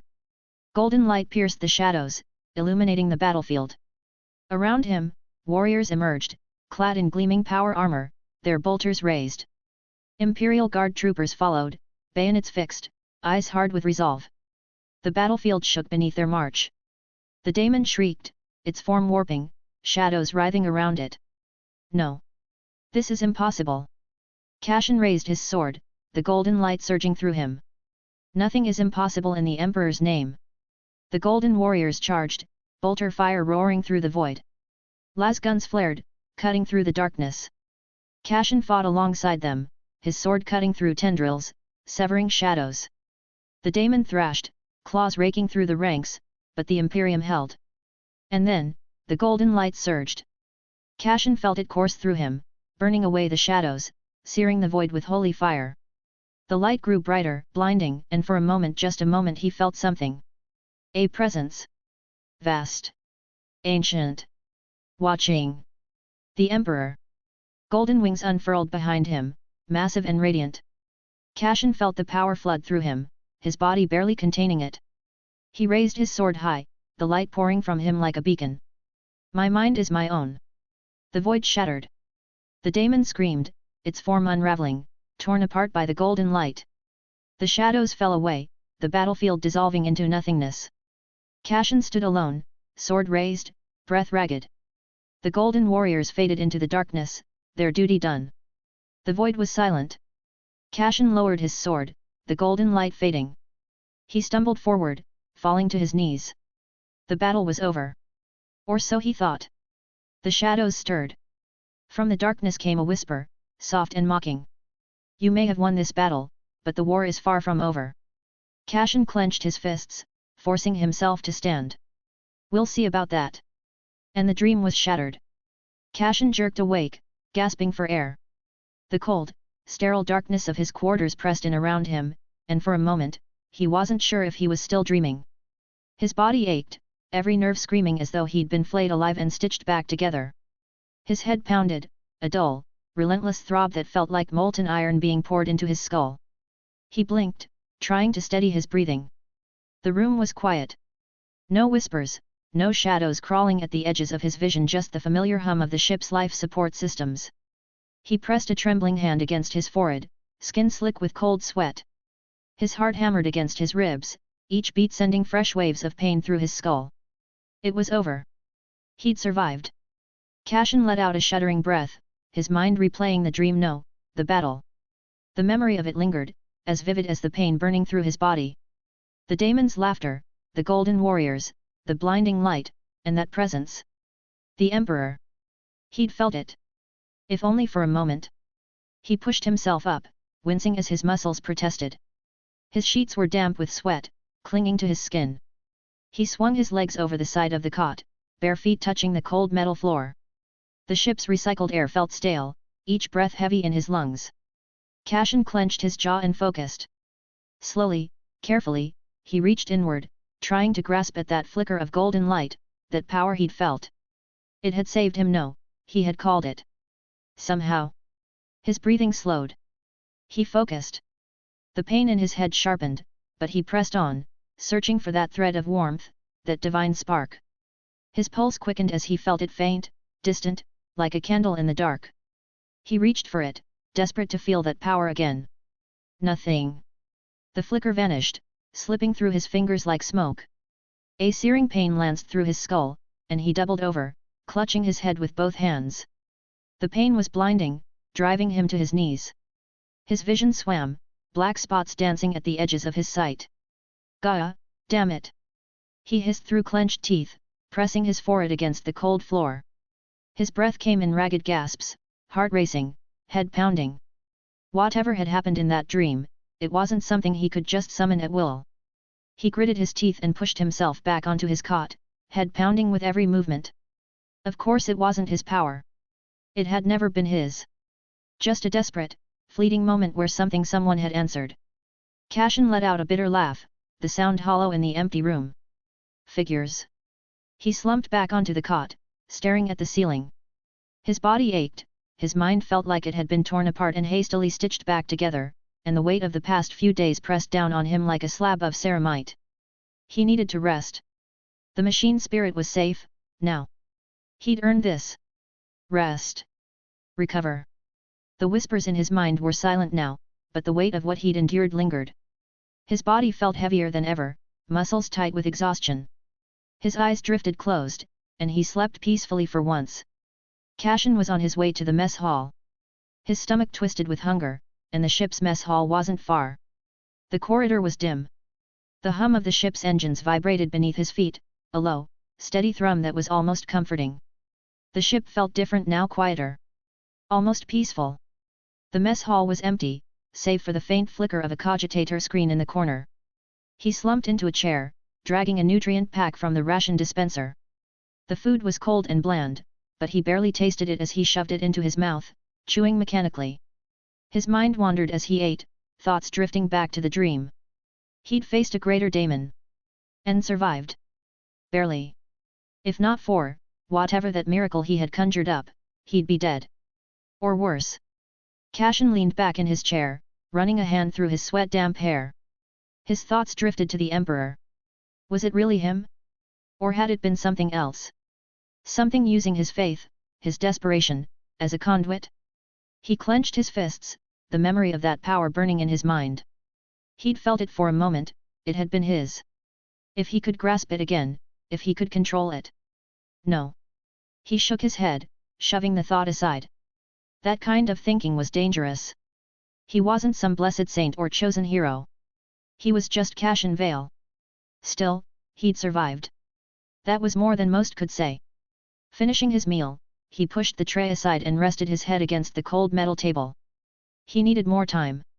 More rest. His body felt like it was made of lead, his mind fraying at the edges. One step at a time. For now, he would rest. Chapter 46, The Unveiling. Well, it seemed I was a bit too greedy. We did not reach the 700 power stone. But here is the bonus chapter anyways. You guys have been amazing till now. Let's at least push to 600 stones. Enjoy. Cashin woke with a start. His body much better than before. The cot beneath him felt harder than usual, the thin blanket offering little comfort. The room was dark, save for the faint glow of the ship's lumen strips. The hum of the machine spirit was quieter now, almost serene compared to before. For the first time since he'd arrived on this emperor-forsaken planet, the ship felt still. But Cashin wasn't. His mind was a battlefield. The memory of the dream still lingered. No, not a dream. A fight. One that he won. He shook his head trying to get rid of that dream. He pushed himself upright, hissing through his teeth as pain flared through his skull. The pain had dulled from before, but it was still an ever-present ache. Cashin pressed his palms against his temples, slowly massaging his forehead. Relieving the ache slowly. Cashin swung his legs over the side of the cot, feet hitting cold metal. His body felt sluggish, he stretched his body. His joints popped in protest. He rubbed the back of his neck, trying to work out the stiffness. His stomach grumbled from hunger. He couldn't remember the last proper meal he'd had. The rations aboard the ship had been enough to survive, but they were tasteless bricks of processed nutrient paste. He needed something more. Something real. He found the ship's small galley, little more than a storage compartment with a heating unit, and rummaged through what supplies remained. Most of it was Mechanicus fair nutrient supplements and protein gels that tasted like machine oil. But then, his fingers brushed against something unexpected. A metal container, tucked behind a stack of rations. He pried it open, eyes widening at the sight. Real food. Preserved, but not in the lifeless, utilitarian way of Mechanicus rations. He pulled out a vacuum-sealed packet and peeled it open, the scent hitting him like a punch to the gut. Grok's stew. Rich, dark, and thick with chunks of tender meat. Beside it, a roll of dense, crusty bread, slightly stale but still intact. He barely took the time to heat the stew, settling onto a crate and digging in with trembling hands. The first bite nearly brought him to tears. The meat melted on his tongue, the broth thick and savory, spiced in a way that warmed him from the inside out. Each mouthful was a comfort he hadn't known he needed, a reminder of warmth, of home. Of what he was fighting to get back to. The bread soaked up the broth perfectly, the crust giving way to a soft interior that tasted faintly of salt and yeast. Cashin ate slowly, savoring every bite. For the first time in what felt like an eternity, he allowed himself a moment of peace. The ship was quiet. The horrors outside felt distant. Just for this moment, there was only warmth, food, and the quiet hum of the machine spirit. When the last of the stew was gone, he sat back, wiping his mouth with the back of his hand. The weight in his chest was still there, but lighter. The warmth of the meal lingered, steadying him. He took a slow breath, letting it ground him. Then he stood. Time to move. The ship was quiet as he made his way toward the engine bay. The machine spirit was resting or sulking. He couldn't tell. He found Magos Farron exactly where he expected, hunched over a console, mechadendrites twitching as he worked. The Magos didn't look up as Cashin approached, the soft clicks and whirs of his augmentations filling the silence. You're awake. Farron's voice was flat, mechanical. Cashin leaned against the bulkhead. More or less. Farron continued his work, spindly fingers tapping across the console. Sparks danced along the cables. Your biosigns fluctuated dangerously over the past few days. One of his optic lenses whirred, focusing on Cashin. I estimated a 53% probability of cerebral hemorrhage. Nice to know I beat the odds. Cashin winced as he straightened. Farron ignored the comment. His lenses shifted, scanning Cashin. You are weaker. No kidding. Cashin sighed, running a hand through his hair. The ship's calm, though. Machine spirit still quiet. Farron gave a curt nod. It has been pacified. The corruption is gone. A pause. However, the vessel's systems remain non-functional. No amount of repairing would make it flight-worthy. Cashin exhaled slowly. Figures. For a while, neither of them spoke. The silence was heavy, broken only by the hum of machinery. Cashin stared at the floor, mind racing. He needed to get off this planet. The ship was a dead end. That left the city. Somewhere in that hellhole, there had to be something. A ship. A beacon. A communicator. A way out. He looked up at Farron. I'm leaving. Farron finally turned to face him. Explain. I can't just sit here and wait to die. Cashin crossed his arms. There's no future on this ship. If there's even a chance I can find something out there, I have to take it. Farron was silent, the red glow of his optics boring into Cashin. Your chances of survival beyond these walls are minimal. Better than zero. A long silence stretched between them. Finally, Farron turned back to his work. Your decision is illogical. But not unexpected. His mechadendrites twitched. You will require protection. Cashin shifted his weight. About that. He glanced toward the reinforced storage compartment. I need my armor. Farron paused. Slowly, he turned his head toward Cashin. Clarify. The Inquisitor's armor. The bolter. The meltagun. They're mine. Cashin's voice was steady, but there was an edge to it. I left them with you for safekeeping. Farron's lenses narrowed. The armor is cumbersome. Ill-suited for a reconnaissance. I'm not planning to sneak past anything. I need protection. Cashin stepped closer. You've kept them safe. I appreciate that. But they're mine. I'm taking them back. For a long moment, the Magos didn't move. Then, with a slow, deliberate motion, he turned toward the storage compartment. A mechadendrite slithered out, pressing against a rune-sealed panel. The compartment hissed open. Cashin stepped forward, observing his power armor and weaponry. The armor stood before him. LT was new as he got from the Illuminati. Magos had taken good care of it. The sigils of the Inquisition gleamed faintly in the dim light. Beside it, resting in a weapons rack, was his Godwin-patterned bolter and the meltagun. He reached out, running his fingers along the ceramite plating. The armor was cold. Heavy. Familiar. He stepped into the armor, the seals hissing shut around him. The weight was comforting. Reassuring. Like coming home. The bolter clicked into place across his back, the meltagun resting heavy against his hip. He flexed his fingers, feeling the servos respond. The armor moved with him, a second skin of steel and ceramite. Farron watched silently. Finally, he spoke. Do not squander it. Cashin turned, the servos of his armor hissing softly. I won't. Without another word, he turned and walked toward the ship's airlock. The city awaited. The airlock hissed open. Cashin stepped out onto the ramp, his boots hitting the scorched ground with a metallic thud. The moment his gaze lifted, he saw the truth. The veil was gone. He'd seen it before that first time, when he'd pushed his power to the brink, prying open the layers of falsehood to glimpse the truth beneath. Back then, the world had been a lie. A civilized planet, thriving and orderly, with its spires reaching for the heavens and its streets pulsing with life. That was the illusion. A mask. Now, he saw it as it truly was. There was no veil covering the reality. And he had a clue that it was related to that dream he had. The city stretched out before him, dark and twisted. Buildings loomed at impossible angles, their jagged silhouettes stabbing at the bruised sky. The walls shimmered, shifting as though the stone itself breathed, and the windows, dark, empty sockets watching him pass. The streets curled unnaturally, warping in ways that made his head ache if he stared too long. What gnawed at him was the familiarity of it.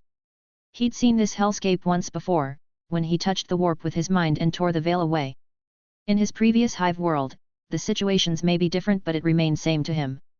The sky churned above, a sickly blend of purples and greens, swirling as if the heavens themselves were alive. Lightning arced silently in the distance, casting jagged shadows across the landscape. The air felt heavier here, cloying, thick with a metallic tang that lingered on the back of his tongue. His boots pressed into the cobblestones, and the ground squelched beneath him, soft where it should be hard, solid where it should give. The stones shimmered, dark veins of something oily pulsing beneath the surface. Each step echoed unnaturally, the sound stretching and twisting through the streets. Cashin tightened his grip on the bolter. No corpses. No blood. Just emptiness. But he could feel the echoes. The city wasn't dead. Something still lingered. He pressed forward, the servos in his armor humming softly with each step. The further he walked, the more the city shifted. Walls bent inward, narrowing the streets into claustrophobic alleys. Shadows stretched unnaturally long, curling around corners, slipping out of sight when he turned his head. He heard whispers soft, distant, curling through the air like smoke. They slid beneath his helmet, brushing against his ears, voices too faint to understand. There was no turning it off. No going back. Cashin exhaled slowly, his breath fogging the inside of his helmet. The city loomed ahead, dark and endless. Somewhere in that twisted maze, there had to be answers. A way off this cursed rock. A chance to survive. His armor hummed as he moved, each step heavy with purpose. The shadows pressed closer, watching. Waiting. He wouldn't stop. He wouldn't die here. He survived till now not to just rot in some corner of the galaxy. Cashin pushed forward into the city. Chapter 47, Through the Maze. This week's goal is 600 stones. Enjoy. Cashin moved through the desolation, the rhythmic thrum of his power armor humming low in his ears. The steps felt heavier than the last, not from fatigue but from the city itself, as if the streets pulled at him, dragging him deeper into the twisted heart of this world. The city stretched around him like a labyrinth, its streets slick with filth and shadows. Buildings loomed unnaturally tall, their spires curling toward the sky like skeletal fingers. Metal and stone fused in ways that defied logic, spiraling into jagged peaks or arching into impossible bridges. Structures that should have collapsed stood hunched and silent, their windows dark and vacant.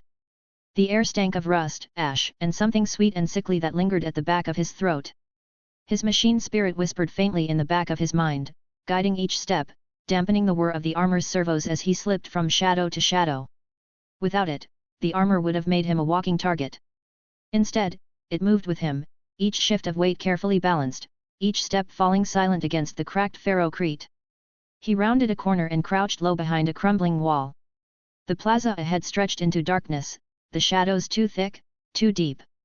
He waited, breath steady, eyes scanning the area. The shadows shifted. Something moved. A faint scraping echoed through the streets, claws on stone. Cashin pressed himself lower, the armor adjusting with a soft hiss of hydraulics. Slowly, carefully, he peered around the edge. They moved like wraiths, twisted figures, hunched and gaunt, their flesh barely clinging to their bones. Eyes glimmered faintly in the darkness, empty and cold. The mutants prowled the plaza, their heads jerking unnaturally as they sniffed the air. One dragged a rusted chain behind it, the links scraping against the ground in an eerie, rhythmic clatter. He stilled, slowing his breathing, willing himself to disappear into the shadows. The machine spirit quieted, matching his stillness. One of the mutants paused, cocking its head. Cashin's finger hovered over the bolt gun's trigger. The mutant sniffed the air, growled low, then slunk back into the darkness. He waited. 10 seconds. 20. When the silence stretched long enough to make his heart pound in his ears, he moved. Low and careful, slipping from cover to cover, each step deliberate. Then he heard them. Not mutants. Not humans. Something else. A low, guttural growl drifted through the air, reverberating in his bones. He froze, pressing himself into the shadows. From the far end of the plaza, they emerged. Demons. Their forms defied reason, flickering between shapes with each step. One moment they strode onto lone feet, the next they slithered or floated, their limbs twisting unnaturally. Their eyes burned like coals, and their skin shimmered with colors that hurt to look at. The air around them shimmered and warped. Cashin held his breath, watching as they passed. The ground beneath their feet darkened, the stone cracking and bleeding as they moved. They prowled the streets, searching for something unseen. Or perhaps just reveling in the hunt. He slipped past them, silent as possible, heart pounding in his chest. The city itself seemed to shift with their passing, walls stretching, shadows deepening. He pressed on, deeper into the nightmare. The further he went, the more signs he found of what this place once was. Shattered hab blocks, market stalls turned to rusted husks. And the people, or what was left of them. He stumbled upon a street where the corpses still stood. Men, women, and children frozen mid-scream, their bodies twisted into grotesque statues of flesh and bone. Some clutched at their heads, their faces locked in eternal agony. Others knelt in supplication to unseen gods. The warp had claimed them, reshaping their forms into mockeries of humanity. One still moved. Cashin nearly fired before realizing it wasn't attacking. The man or what was left of him crawled across the ground, his limbs thin and brittle, his face stretched unnaturally long. His eyes were empty, mouth moving silently. Cashin stepped past him, the armor's heavy tread shaking the ground. The man didn't even flinch. Further ahead, he found strange symbols carved into the walls, twisting glyphs that pulsed faintly with sickly green light. They burned at the edges of his vision, writhing like living things if he stared too long. Whispers followed him, curling around his thoughts, soft and insidious. He grit his teeth and pressed forward. At one point, he found a mural painted across a crumbling wall. It showed a battle long past, soldiers in tarnished armor fighting twisted, alien shapes. The paint was cracked and peeling, but the blood-red sky above them remained vivid, as if the artist had dipped their brush directly into the warp. He tore his gaze away and kept moving. The deeper he went, the heavier the air grew. It pressed against him like a living thing, cloying and thick. Every step felt wrong, his balance subtly off, the ground shifting beneath his feet. The city itself was alive. Watching. Waiting. Then, faintly, he heard it. Laughter. Soft, distant, curling through the air. It echoed through the streets, bouncing off the walls, impossible to pin down. Cashin froze, heart hammering, bolt gun raised. The laughter grew louder, distorted, wrong, a child's giggle warped into something cold and sharp. He pressed against a wall, scanning the shadows. Shapes flickered at the edge of his vision, movements too fast to track. He tightened his grip on his weapon, eyes flicking between the darkened windows and the twisting alleys. He moved deeper into the darkness, every step a battle against the weight pressing down on him. The whispers grew louder. The shadows closed in. And Cashin walked on. Alone. Cashin crept along the shattered street, each step deliberate, each breath drawn slow and steady. They were close. The mutants prowling through the ruins, hunched figures slinking between broken walls and collapsed hab blocks. Their forms were wrong, too thin, too long, their joints bending unnaturally. One dragged a heavy piece of metal behind it, scraping a jagged line across the ferrocrete. Another let out a low, wet gurgle, sniffing the air. Cashin tightened his grip on his bolt pistol, finger hovering just shy of the trigger. One wrong move and they'd be on him. He could take them maybe, but the noise would draw others. Worse things. He stayed still, letting the darkness swallow him. The mutants passed, their footsteps echoing faintly down the alley. Cashin exhaled slowly, his breath misting in the cold air. The city was unnaturally quiet again, the kind of silence that made his skin crawl. Even the wind felt wrong, whispering secrets through the ruin. The sky shifted unnaturally above him. He glanced upward and saw the clouds churn in impossible patterns, shifting hues of sickly green and violet. At times, they almost seemed to form shapes, faces twisted in agony, eyes that burned with distant malice. The planet itself was wrong. A daemon world. A world claimed by the changer of ways. As he moved, the shadows seemed to stretch, twisting unnaturally. Symbols marked the walls, crude at first glance but pulsing faintly with unnatural power. He averted his gaze, refusing to look too closely. The air felt thicker with every step, pressing down on him, trying to smother him. A sound. Footsteps. Soft, deliberate. He froze, pressing against a crumbling wall. Slowly, he turned his head, scanning the ruins. There. A figure moved through the shadows, gliding across the ground with a grace that made his breath catch. Tall, slender, almost ethereal. She moved like liquid shadow, each step precise and silent. Even the warped city seemed to hush around her presence. Then she turned, and he saw her face. A Xenos. Eldari. Cashin raised his bolt pistol in an instant, but she was faster. A flash of silver, and a wickedly curved blade was pointed at his throat, the edge gleaming faintly in the dim light. Her eyes met his cold, ancient, filled with a disdain that burned colder than any blade. Well, well, she murmured, voice soft and lilting, each word laced with venom. A Monday Clee. Crawling through the dirt. How quaint. Cashin didn't move. Didn't blink. Lower the blade. She tilted her head, considering him. I think not. Her eyes flicked over his armor, lingering on the machine spirit's faint hum. Clumsy. Loud. Typical of your kind. Cashin's finger tensed on the trigger. Say that again. She smiled, slow and cruel. Monday Klee. They stood there, locked in silence, the air thick with tension. Cashin's heart pounded, his mind racing. He couldn't fight her not without drawing attention. But she hadn't struck him down either. Why are you here? He asked, voice low. Her eyes narrowed. Surviving. As you are. She glanced past him, scanning the shadows. The streets are not kind to those who linger. Cashin lowered his pistol slightly, though he didn't relax. You've been here a while. Longer than you. Her tone was clipped, as if the words themselves irritated her. I've seen what this place does to those who stay too long. Her gaze flicked back to him, sharp and searching. And you? What madness brought you here? Cashin hesitated. He wasn't about to pour his heart out to a Xenos. Wrong place. Wrong time. Her lips curled in a mocking smile. How very human. They stood in silence, the weight of the city pressing down on them. Cashin's mind raced. She was dangerous. He knew that. The Eldari were killers, arrogant and cunning. But she was alive.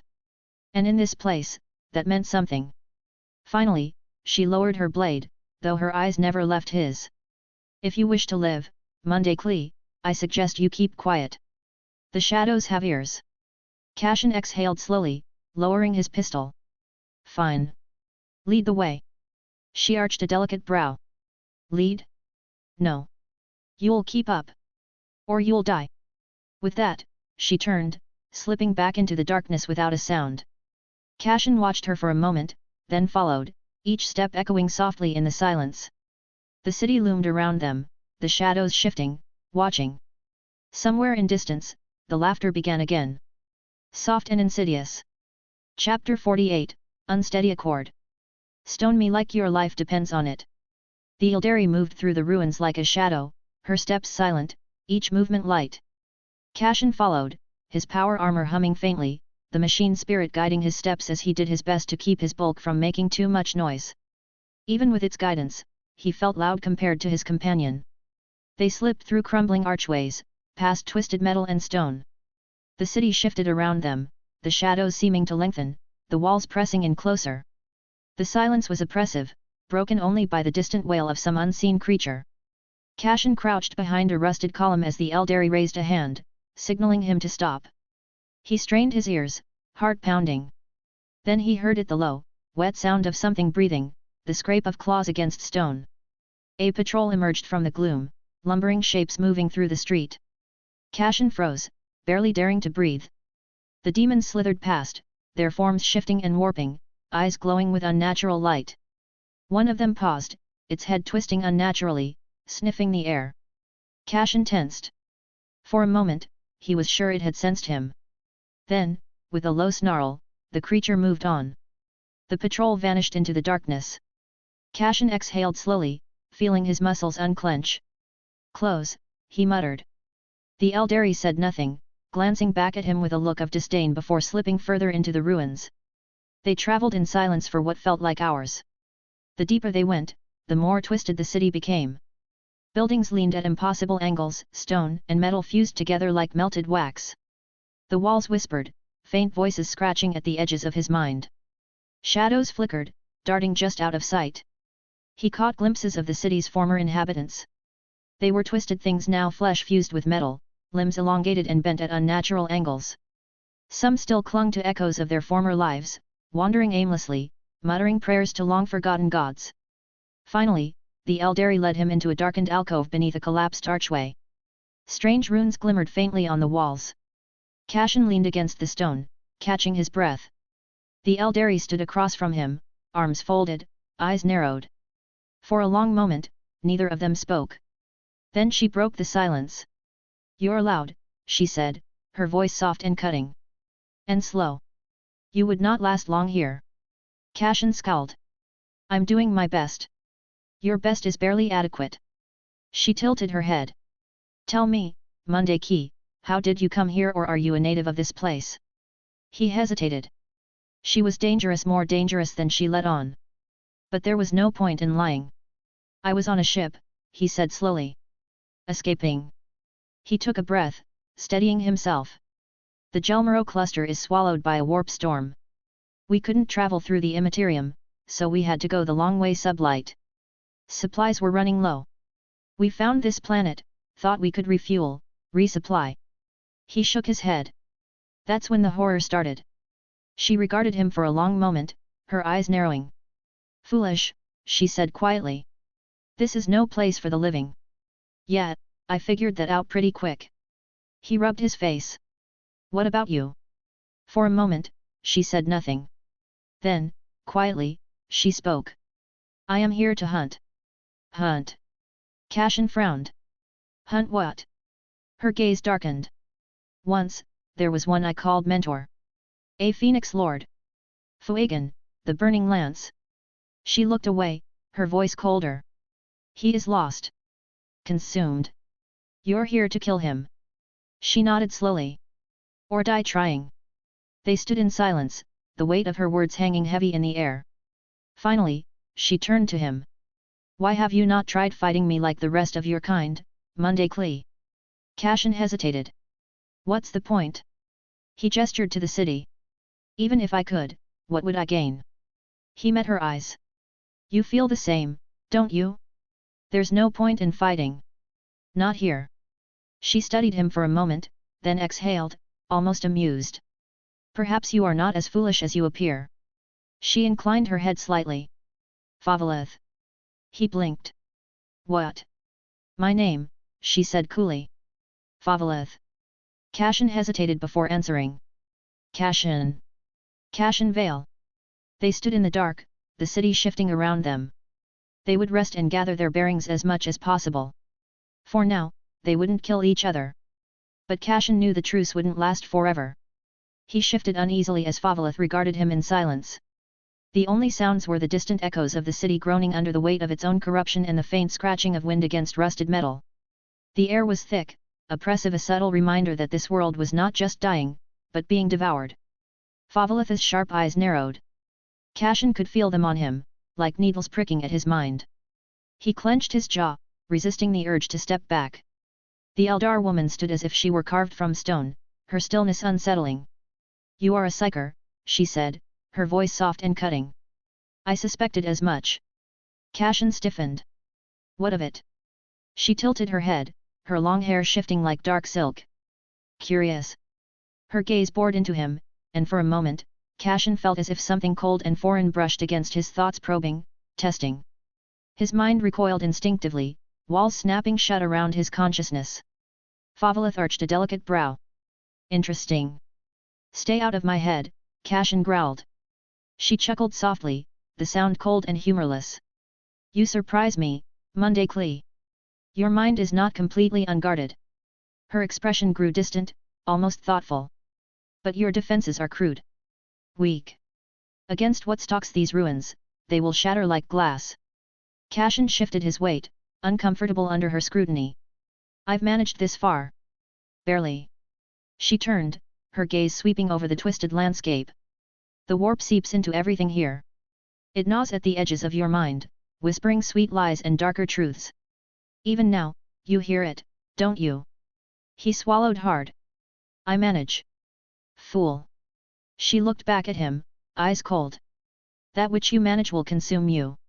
She stepped closer, her presence looming despite her slender frame. The daemon you fled? It marked you. I can feel its gaze on your soul. Cashin's breath caught. The memory of that terrible, alien presence pressing against his mind still lingered, like a shadow at the edge of his thoughts. He clenched his fists. I didn't take the bait. Her brow furrowed. Bait. He hesitated. It offered me things. Power. Knowledge. I refused. For the first time, something shifted in her expression, not quite respect, but perhaps a flicker of acknowledgement. Wise. For a Monday Klee. Her gaze sharpened again. But refusal is not enough. If you are marked, it will come for you again. You need to learn to protect your mind properly. Cashin frowned. And you're offering to teach me? She scoffed. Do not mistake necessity for charity. Alone, you are a liability. If your mind breaks, you'll either die screaming or become another puppet for the warp. Her eyes glimmered with faint amusement. Neither outcome serves me. Cashin exhaled slowly, considering. She was right. The warp's whispers were growing louder each day. Even in sleep, they slithered through his mind, probing for cracks. If he could learn to fight back. All right, he said quietly. Teach me. Favolith inclined her head slightly, almost approving. Good. Sit. Cashin hesitated, glancing around. The ruins were quiet, but not silent. The shadows shifted unnaturally, and every breeze carried the faint stench of decay. Here. Do you see a safer place? She gestured to the crumbling walls. Sit. Reluctantly, Cashin lowered himself to the ground, resting his back against a cold, rusted pillar. Favolith moved with eerie grace, settling cross-legged before him. For a long moment, she simply watched him, unblinking. Then she spoke, her voice low and steady. The mind is a fortress. Each thought a stone. Each memory, a wall. Her eyes gleamed faintly. But your fortress is unguarded. Doors hang open. Shadows slip through the cracks. Cashin swallowed, nodding. How do I fix that? Close the doors. She reached out, one slender hand resting on his forehead. Her touch was ice cold, and his breath caught as his mind suddenly shifted. He wasn't in the ruins anymore. Darkness surrounded him, vast and silent. He floated, weightless, in the void of his own mind. Shapes flickered at the edges of perception, whispers curling through the shadows. Focus, Favolith's voice echoed through the darkness. Feel the walls of your mind. See them. Cashin closed his eyes, concentrating. Slowly, the darkness shifted, resolving into a vast, silent fortress. The walls were cracked and crumbling, shadows slipping through the gaps. Rebuild, she commanded. One stone at a time. Cashin gritted his teeth. He reached out, imagining the stones sliding into place. The shadows hissed, resisting him, but he pushed harder. Stone by stone, he rebuilt the walls, sealing the cracks. The whispers grew louder, angry. Cold tendrils of thought lashed at his mind, trying to tear down what he built. His heart pounded. Sweat trickled down his temple. Hold. Favolith's voice was sharp. Do not waver. He focused, pouring every ounce of will into the task. The shadows recoiled. The walls solidified. Bit by bit, the darkness retreated, until at last, there was silence. When he opened his eyes, he was back in the ruins. His body ached, and his head throbbed, but the whispers, they were gone. Favolith watched him closely, her expression unreadable. Not entirely useless, she muttered. You might yet survive. Cashin exhaled shakily. Thanks. I guess. She rose smoothly, brushing the dust from her robes. Come. The hunt is not over. Cashin pushed himself to his feet, the weight of his armor settling around him. As they moved deeper into the ruins, he felt different. For the first time in a long while, the whispers were silent. The ruins stretched out before them, a labyrinth of twisted steel and crumbling stone. Cashin walked behind Favolith, keeping close but careful not to let his boots scuff too loudly against the debris. The city's silence felt unnatural, the kind that pressed against his ears, making every distant sound sharper, more menacing. Even the air seemed heavier here, like the planet itself was holding its breath. They moved in near silence, weaving through the wreckage, always careful to keep to the shadows. Cashin's eyes darted around constantly, scanning the streets for movement. Occasionally, he caught glimpses of things. Silhouettes slipping through the fog. Shadows that moved against the faint red glow of the sky.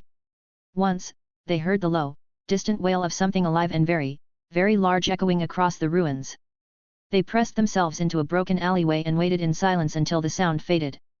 Favolith glided ahead of him, her footsteps impossibly light, her every movement ethereal. Cashin wasn't sure if she was even touching the ground half the time. She moved like a fairy, and he felt like a lumbering beast by comparison. After a time, when the silence stretched almost too long, she finally spoke, her voice barely a whisper. You walk like a Monday Klee. Cashin scowled. I am a human. Yes, she mused, glancing over her shoulder, but you don't have to sound like one. She turned back, slipping through the ruins. Your body is a conduit. Every step, every breath, all of it can be controlled. Refined. Cashin frowned. What are you saying? Favolith slowed, her gaze flicking briefly to the shadows before speaking again. Psykers are not mere tools for hurling warp fire and screaming prophecies. The warp is potential. Power. It seeps into everything: body, mind, and soul. Her voice grew softer, almost reverent. You can use it. Shape it. Refine it. They ducked under a collapsed archway, moving into what might have once been a plaza. Shattered statues and broken fountains loomed out of the darkness. Cashin kept his voice low. What do you mean, use it? Favalith slowed, turning her head slightly. Her eyes glimmered faintly in the dark. You could empower your body, she said softly. Let the warp flow through your muscles, making you faster, stronger. It requires discipline more than most Mundane possess. She smirked faintly. But even you could learn. Cashin hesitated. And the risk? Death. She shrugged. Or worse. He scowled. Figures. They moved in silence for a few moments more, weaving through the ruins. The only sounds were their footsteps and the distant groaning of the city. Then Favalith spoke again, quieter this time. There are other ways to wield the warp. Warp fire, for instance. She gestured with a slender hand. It is not merely flame. It is thought. Emotion. Will. A psyker can shape it, twist it, make it burn hotter than any mortal flame. Her gaze flicked to Cashin. With enough control, you could incinerate a man's soul before his flesh even knew it was burning. Cashin shivered. And you're just telling me this? His voice was sharp, suspicious. Why? Favalith slowed. Cashin stopped, watching her carefully as she turned to face him. Her expression was unreadable, but there was something cold in her gaze, something ancient. Because you are weak. Cashin stiffened. Excuse me. She stepped closer, eyes narrowing. Do not delude yourself, Mundane. You are fragile. Pathetic. The only reason you still draw breath is because I have not decided to snuff it out. Her voice was quiet, almost gentle, and somehow that made it worse. I could kill you with a flick of my finger. You would not even have time to scream. Cashin remained silent. He took step back, but she followed, her gaze boring into his. I share this knowledge because you are of no threat to me. You are a speck of dust beneath my heel. She tilted her head. But even a speck can serve a purpose. Cashin was calm. He already knew in grand scheme of things he was just a microcosm. But he still asked, and what purpose is that? Survival. She turned away, continuing through the ruins. If you die, I lose a set of eyes. A distraction. Perhaps even a weapon, if you live long enough to be useful. She glanced at him over her shoulder, smirking faintly. Besides, I tire of the silence. Cashin stared after her, his jaw tight. He wanted to argue. But he knew that if she wanted to eliminate him there is nothing he could do. Taking a deep breath, he followed after her, the weight of her words pressing down on him like a stone. She was right about one thing, at least. If he wanted to survive, he needed to be stronger. Much stronger. Chapter 49, Threads of Darkness. The story has officially reached 100k words. Thank you for your support, everyone. Enjoy. Cashin moved through the city with purpose, but not confidence. Every step was measured and cautious. The silence here wasn't just absence of sound, it was oppressive. Like the city was waiting for something. Or someone. He glanced ahead. Favalith moved like a shadow, slipping through the ruins with uncanny grace. Her presence was reassuring, but also unsettling. She belonged in this place more than he did. Time had lost meaning. Minutes stretched into hours. Or maybe it was the other way around. The sky hadn't changed since they'd arrived, a swirl of violet clouds casting everything in a twisted, sickly glow. Even the sound, when it came, was wrong. The distant hum of something immense and buried deep beneath them, it vibrated in his bones, like a warning. The streets narrowed as they walked, the buildings becoming stranger, more alien. Once familiar architecture now slouched and twisted in ways that defied reason. Cashin passed statues worn down to grotesque lumps by time or madness. A toppled column oozed a slick, black film that shimmered in the corner of his eye. He didn't stop to look closer. Deeper into the city, reality began to fray. The streets bent in directions that felt impossible. A building on his right blinked out of existence when he turned his head. He breathed in sharply, grounding himself. No time to panic. They emerged into a collapsed courtyard, wide and broken, littered with rusting metal and shattered statues. Cashin's boots crunched over old bones. He slowed as he spotted something beneath the dust fragments of blue-painted ceramite. Imperial Guard, he muttered, brushing off the grit. The armor was cracked and warped, like it had been melted and frozen again. Favolith crouched beside him, her gaze unreadable. They died here. You've seen this before. She hesitated. Her voice was lower when she answered. This city isn't just cursed. It's wounded. And it bleeds still. Cashin's skin crawled. So what killed them? She didn't answer. And they kept moving. Soon the ground beneath them became oily, the stone slick with something he didn't dare name. Every surface pulsed faintly, as if it shared one heartbeat slow and deep, echoing through his boots. Then he heard something. A whisper. He froze. Did you hear that? Favolith didn't stop walking. Hear what? Cashin strained to listen, but the whisper had vanished or melted into the air. They turned a corner and found a chasm. It split the street like a wound. Cashin leaned over the edge. The bottom was darkness. Not shadow darkness, alive and pulsing. The edge throbbed faintly. Warp energy, Favolith said quietly. Fantastic. They skirted the edge carefully. That's when Cashin saw them shapes in the gloom, tall and wrong. At first it looked like one figure. Then he saw more. Dozens. Standing still. Watching. His hand drifted toward his pistol. What are they? Favolith's body tensed. They won't move. Not yet. What do you mean, not yet? She didn't reply.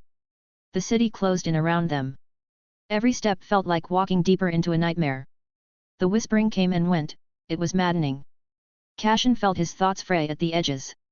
The buildings leaned over him like giants with bad intentions. Finally, Favolith stopped at the entrance of a crumbling ruin. We rest here. Cashin raised a brow. Here? Really? She crouched against a cracked wall and closed her eyes. Like that was the end of the conversation. Cashin took the opposite side, his armor buzzing as he sat. They rested in the shadows of a crumbling wall, the darkness pressing close. Cashin adjusted his stance, back against the cold stone, eyes scanning the ruins. Favolith sat across from him, legs folded beneath her, her expression unreadable. The silence stretched, heavy and uncomfortable. Cashin shifted, the weight of his armor pressing down on him. He risked a glance at the Ildari. She sat unnaturally still, her gaze distant. He hated the quiet. It made the whispers louder. After a long moment, he spoke. You are not like Xenos I had in mind. Favolith scoffed. Yes, the propaganda your government forces into your mind. To make you more obedient. Cashin met her gaze. Maybe, but every exaggeration has a kernel of truth in it. She smirked. You monkeys are in quadrillions, spread across the galaxy. You multiply like rabbits. While the fertility of our people is like one birth in 100 years. So tell me Mundaki, why should we not preserve my people? If it takes a bit trickery then so be it. Cashin looked at her calmly. There will never be trust between us with you talking like that. Favolith stared at him intensely. I don't need your trust Mundaki. I only need your obedience. They sat in silence after that, the weight of the city pressing down on them. Cashin stared into the darkness, feeling more alone than ever. The whispers drifted through the ruins, quiet and persistent. Somehow, they felt louder now. The air shifted. Cashin felt it, a prickling sensation at the nape of his neck, crawling down his spine like ice-cold fingers. The shadows lengthened unnaturally, swallowing what little light remained in the twisted streets. The wind, ever present in the ruins, stilled. In the sudden hush, the silence pressed against his ears, deafening. Somewhere in the distance, a faint keening sound drifted through the air, high and thin, barely audible. Favolith's head snapped up, her body tensing like a coiled spring. Hide, she whispered, sharp and urgent. Cashin dropped into a crouch, slipping behind the crumbling remnants of a stone wall. Favolith vanished into the shadows across from him, her movements fluid and silent. He pressed his back against the cold stone, heart hammering in his chest. The silence thickened, heavy and oppressive. A ripple of wrongness swept through the streets, and the sky darkened unnaturally. Warp fire flickered above, dancing in oily tendrils across the heavens. The shadows twisted and writhed, no longer content to remain still. The very air grew thick, cloying, pressing against his skin, his mind. Cashin gritted his teeth, trying to steady his breathing. Planetary warp storms, Favalith whispered from the darkness. Stay still. Do not speak. The weight of the air grew heavier, more suffocating. It pressed down on him, squeezing his lungs, making every breath feel like a struggle. Then came the whispers. Soft at first, like the rustling of dry leaves, they slithered into his thoughts. His pulse quickened. The words were faint, almost indistinguishable, but they gnawed at the edges of his mind. Power. Freedom. Knowledge. Cashin squeezed his eyes shut. No. Not again. The whispers grew louder, each word like a needle driven into his skull. He gasped, pressing a hand to his head, but the voices didn't stop. They slid deeper, wrapping around his thoughts like smoke, probing, searching, promising. I can make you stronger. I can give you what you seek. Just open yourself to me. No. Then he felt a presence. It slithered across his mind, cold and oily, like a serpent coiling around his thoughts. It pushed against his defenses, testing, looking for cracks. Cashin gritted his teeth, trying to shove it away, but it pressed harder, writhing against his mind. His breathing quickened. Fool, Favalith hissed, barely audible. You're attracting it. Your mind is wide open. I'm trying. Cashin rasped, sweat trickling down his temple. It's too strong. Because you're weak. Her voice was sharp, cutting through the fog in his mind. Listen to me. It's drawn to power. To you. If you don't quiet your mind, it will find us. Cashin bit back a curse, eyes darting through the shadows. He could feel it now, the thing. It drifted through the ruins, drawn by the psychic tremors rippling through the air. His chest heaved, panic clawing at his throat. What do I do? Her eyes glimmered faintly in the dark. The technique I taught you. Reinforce the walls of your mind. Do it now, or I will kill you. I do not need a liability. Cashin squeezed his eyes shut, trying to focus. The memory came slowly, her lessons, brief but sharp, drilling into his mind like a blade. The mind was a fortress. Walls of thought. Towers of will. Doors that must remain shut. He imagined those walls now. Stone and iron, heavy and unyielding. The whispers battered against them like waves against rock. Cashin pushed back, forcing them away. The darkness pressed closer, heavy and suffocating, but he held firm. Good, Favalith whispered. Stronger.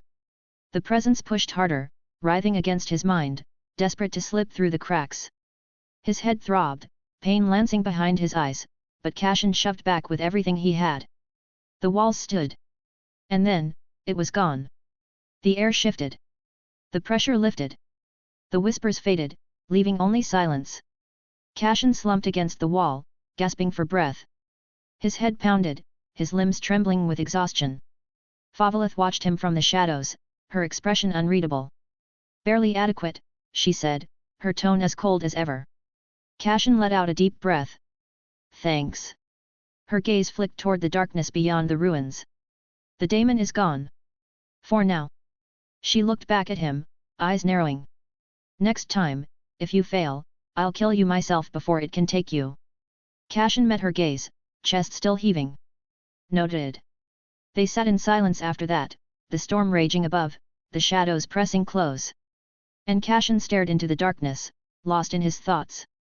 Cashin leaned his head back against the cold wall, eyelids fluttering shut for a heartbeat.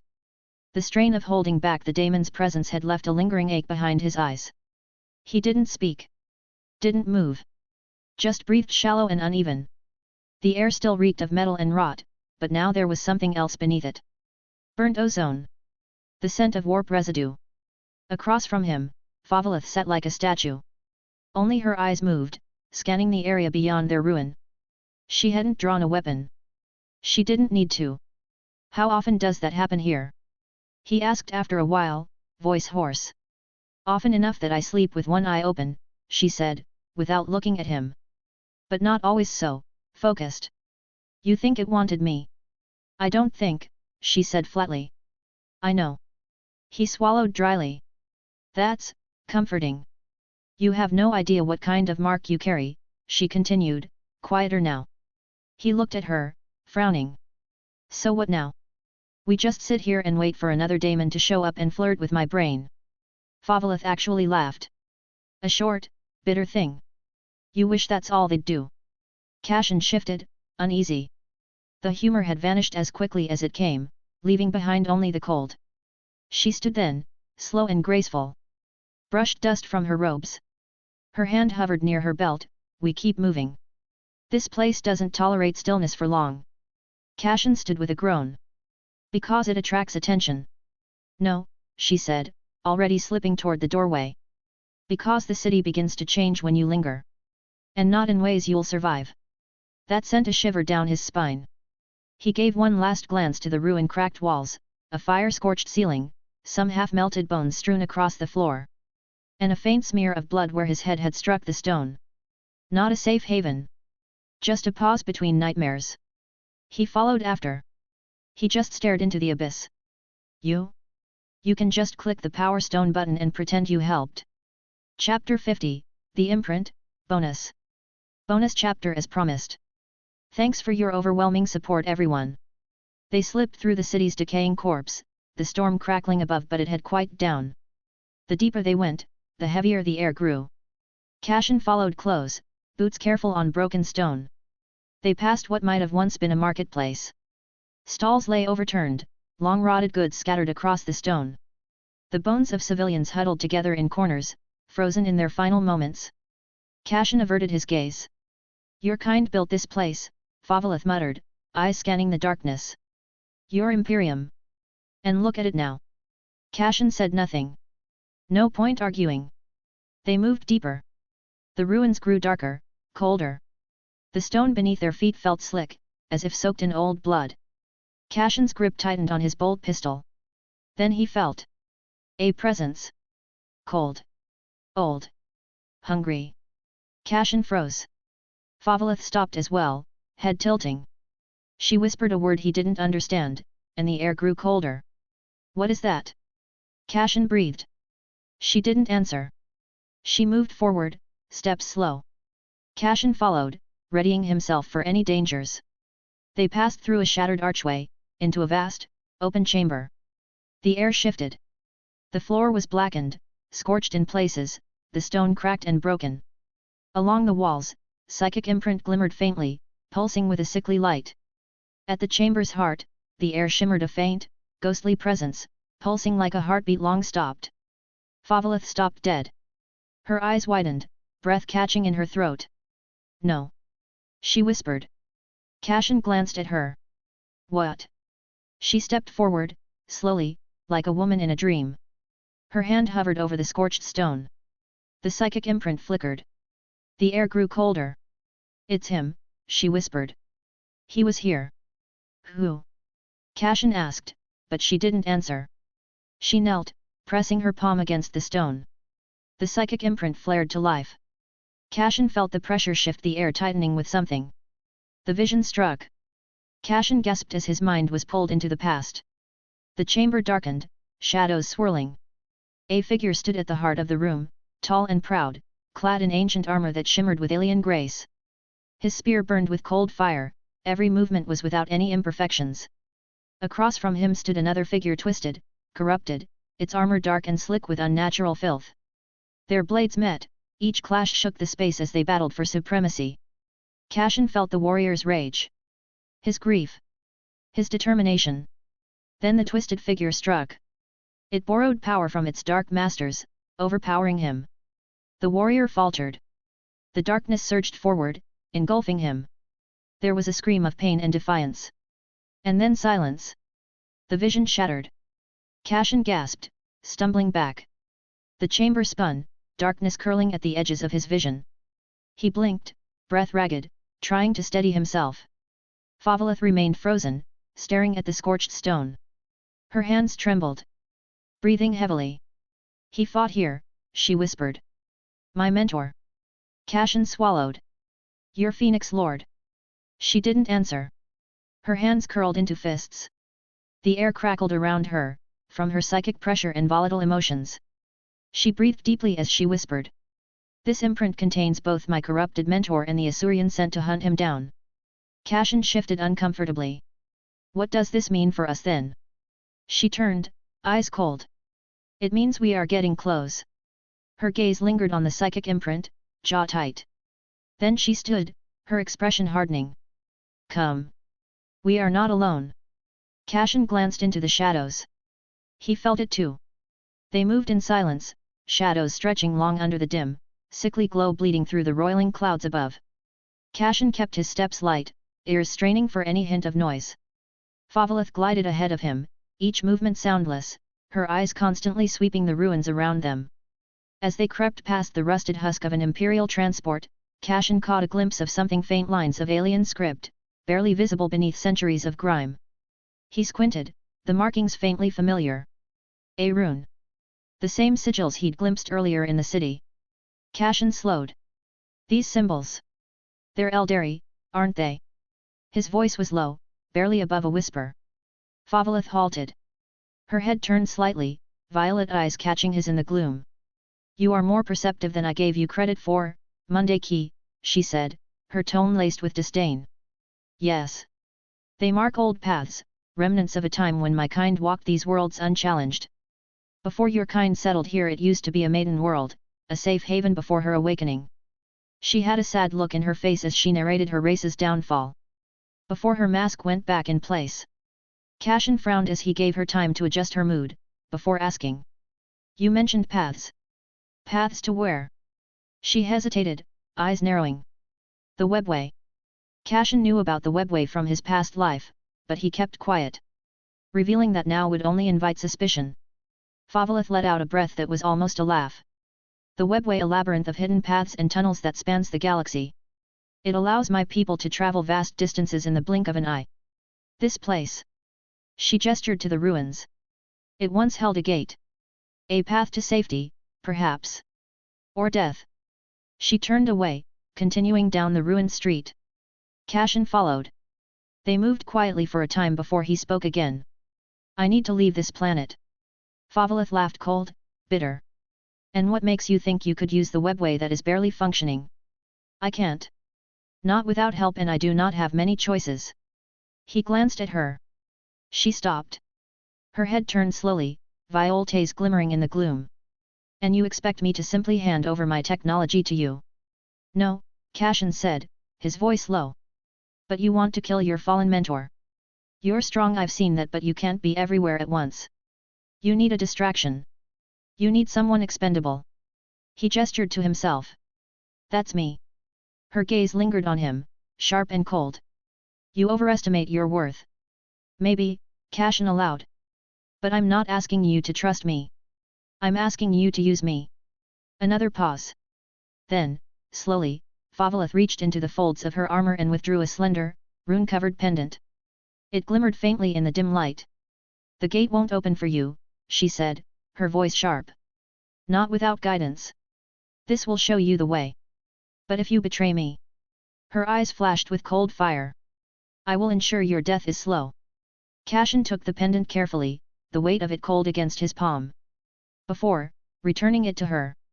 He met her gaze, nodding once. Deal. They moved on, the silence heavier than before. Cashin stood still for a moment, eyes lingering on the towering ruins ahead. The oppressive atmosphere of the chaos-tainted world pressed down on his body, but he has already gotten used to it. Beside him, Favalith moved with the kind of grace only the Eldar possessed, silent, light. Cashin shifted uneasily, feeling more like an intruder than an ally. Not that they were allies. Not really. They stopped beneath the jagged remains of what might have once been a statue, now twisted and broken, its features long devoured by corruption. Favalith scanned the area, her gaze unyielding. Cashin could feel the tension in the air, thick and stifling, but he broke the silence first. So, this is where we part, Cashin said quietly. He tried to sound neutral, but the words came out more relieved than intended. Favalith scoffed, a soft, sharp sound. Do not mistake this for trust, Monday Key. Our paths diverge because it serves me. Not because I believe you capable. Her violet eyes narrowed, flickering faintly in the dim light. If you die, it changes nothing. Cashin clenched his jaw. The urge to snap back was strong, but he swallowed it down. I'll manage. Her expression was unreadable, a flicker of amusement dancing across her features. Will you? She tilted her head. You stumble through this world like a blind child, fumbling at powers you barely comprehend. You're fragile. If not for the storm, the demons would have torn your mind apart. I'm still alive, Cashin muttered. For now. She stepped closer, the air between them taut. Do not mistake endurance for skill. You survived because the greater powers haven't turned their gaze fully upon you. Not yet. Cashin inhaled sharply but said nothing. She was right. He knew just enough to avoid immediate death, but that wouldn't last forever. The warp was patient. It always waited. Favlith turned her back on him, her movements predatory. When the time comes, do not hesitate. Or you'll be consumed. He watched her for a long moment. I'll find my own way. She chuckled softly, the sound cold and distant. Of course you will.